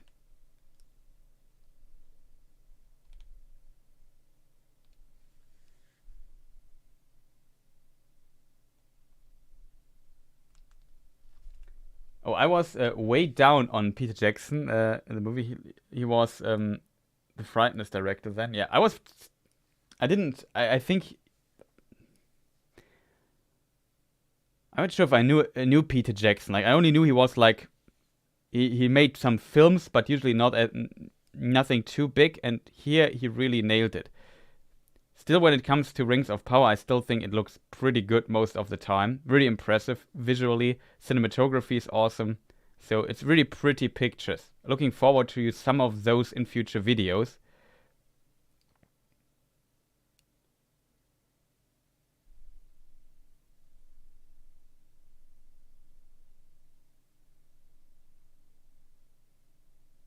Nah, I think might be true.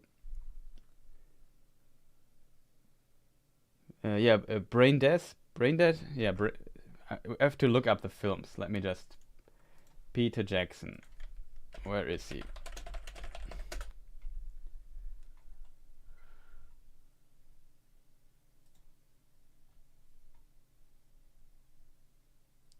Brain Dead he did. The Frighteners.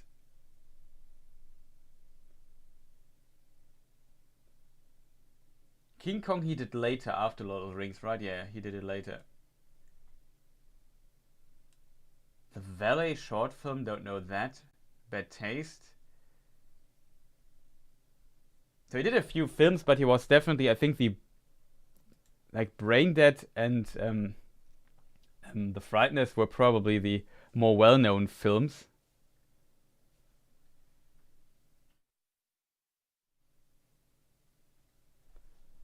But yeah, it was, people were also skeptical. have to go watch Frighteners. Has one horrible zombie movies, maybe even more than one. Who knows?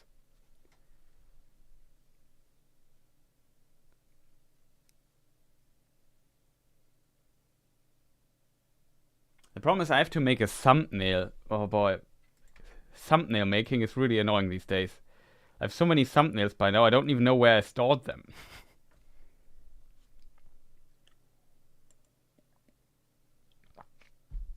Exactly, Braindead was like a parody thing, kind of thing. Heavenly Creatures, allegedly his best indie film. Okay, interesting.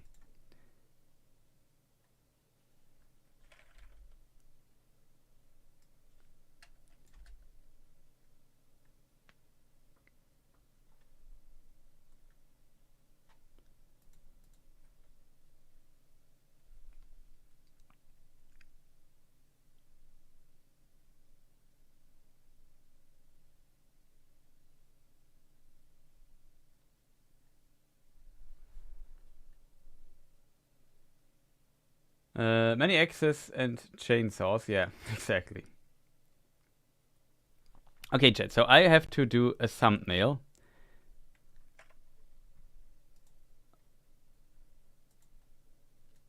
What scene from this episode shall we use?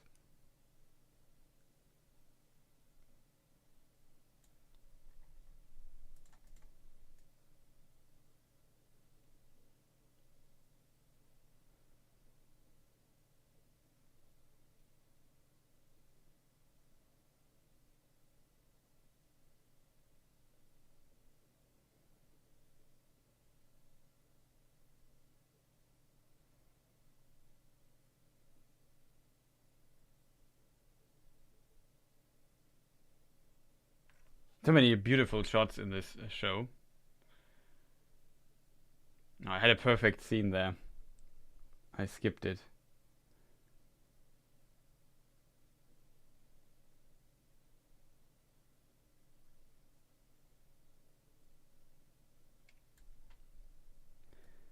I have to zoom in a little bit to find the scene again.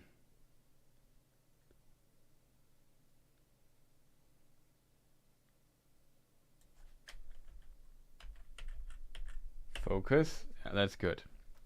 Okay, I found a screenshot for the thumbnail. Now I only have to extract it. The question is how we do this, chat. I have to also find some kind of order for this to do. It's just a very, very difficult.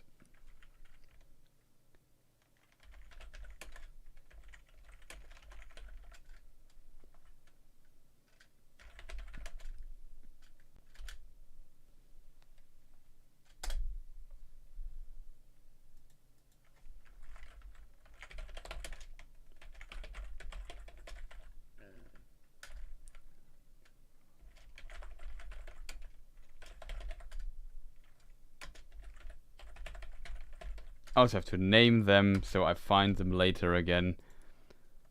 Making just getting the like ordering things, getting things into some kind of order is really already difficult.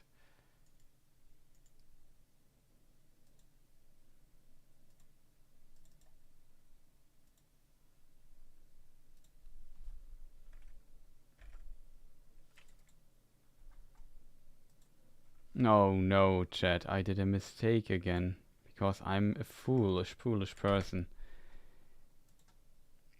Happens so easily. Should have used the other feature for that. Whatever. Yes, I want to override it. Like in Photoshop, in Adobe Premiere, they didn't remove it, they changed the feature how to get screenshots out of it a little bit. That always caught me off guard.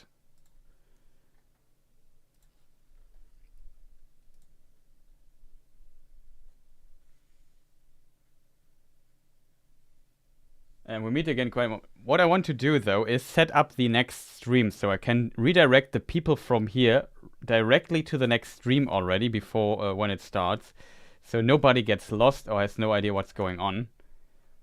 That would be that would be awesome if I could make that. And then when I have, let me just do this, the thumbnail really quick. Really hastily put together thumbnail. But it should do the trick. No, I would want to have it a bit smaller.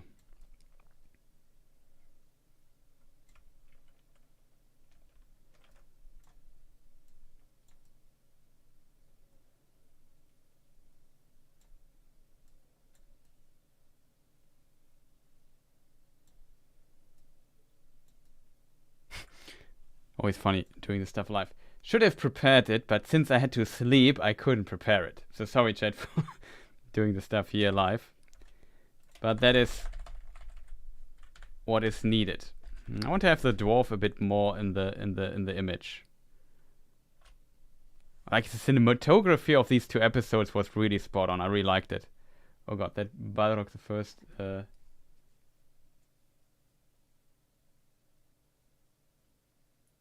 You have to put a time limit on quiz.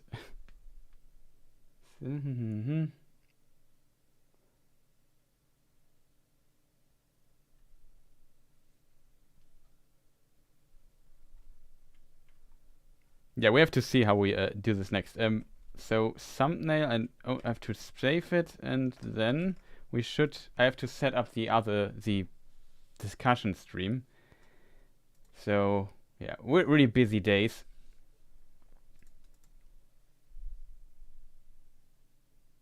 Yeah, he goes by Chris minutes. Yeah, it's really a lot of stuff to do these days. Like, looking forward though to, I don't know, making a review or something for the show, for the 2 episodes. Let's see what we do first. I want to, no, not a post. I want to go live. Manage. This stream is still running. So now I schedule the next stream. What time is it? Too late? Yeah, okay. Maybe I'm fast enough to do this. So reuse settings. Rings of Power. Not watch party, but we make the analysis this time. I also need to change the other thumbnail because we only discussed the first episode last time, not the second one. Which is unfortunate.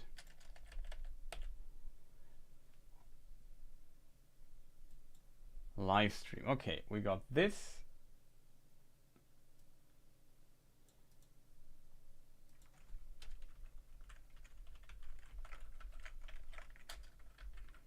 I'm so terrible. I have to change also texts and stuff. So what am I supposed to write, chat? We should probably write something like, we discuss episode 2 of the Rings of Power season 1. Have to think into the future that this is season 1, even though season 2 is not even closely around.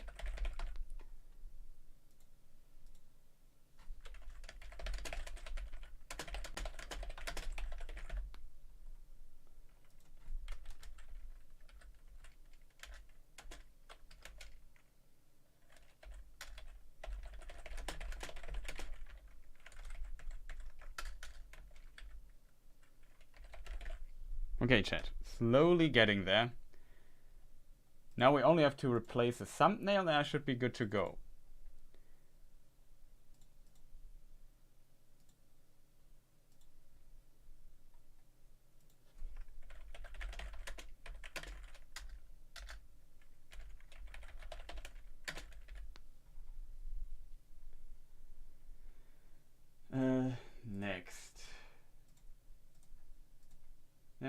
Next, private. So if you start, why is it set or not on public by default? Like who YouTube. Sometimes I hate you a lot.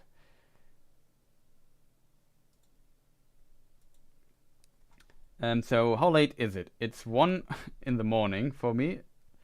Awesome time to start another stream. Yeah. We start in 15 minutes. Then you get a timer. So I have like 20 minutes or so, 25, something like that. In a best case scenario. I will be late as always. You know me by now.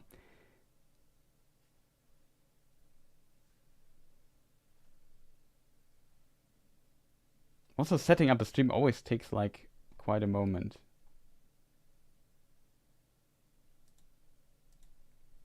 Okay, so the stream is set up, chat. I would end the stream here now. Let me just think for a moment. Yeah, I need the link to the other stream now. So I posted now in chat, so you people know what's going on for you people. This is a link to the other chat. To the other stream. It is scheduled on my channel. Maybe watch the Galadriel video in the meantime. My recommendation for sure. And yeah, see you then, I would say, in a moment. Is there anything left to say? Insert Homer Simpson gif while realizing he's slow at playing poker. Probably, sorry for that. But it really takes a moment to make a thumbnail and stuff. Okay, chat. So, see you in a moment. Then we discuss episode 2. Thank you, people, for watching. In case you watch this as a VOD, consider leaving a comment, a like, and maybe subscribe and all the other stuff. Check out the other content. There will be a lot. I hope you liked it. And see you in a moment. Goodbye.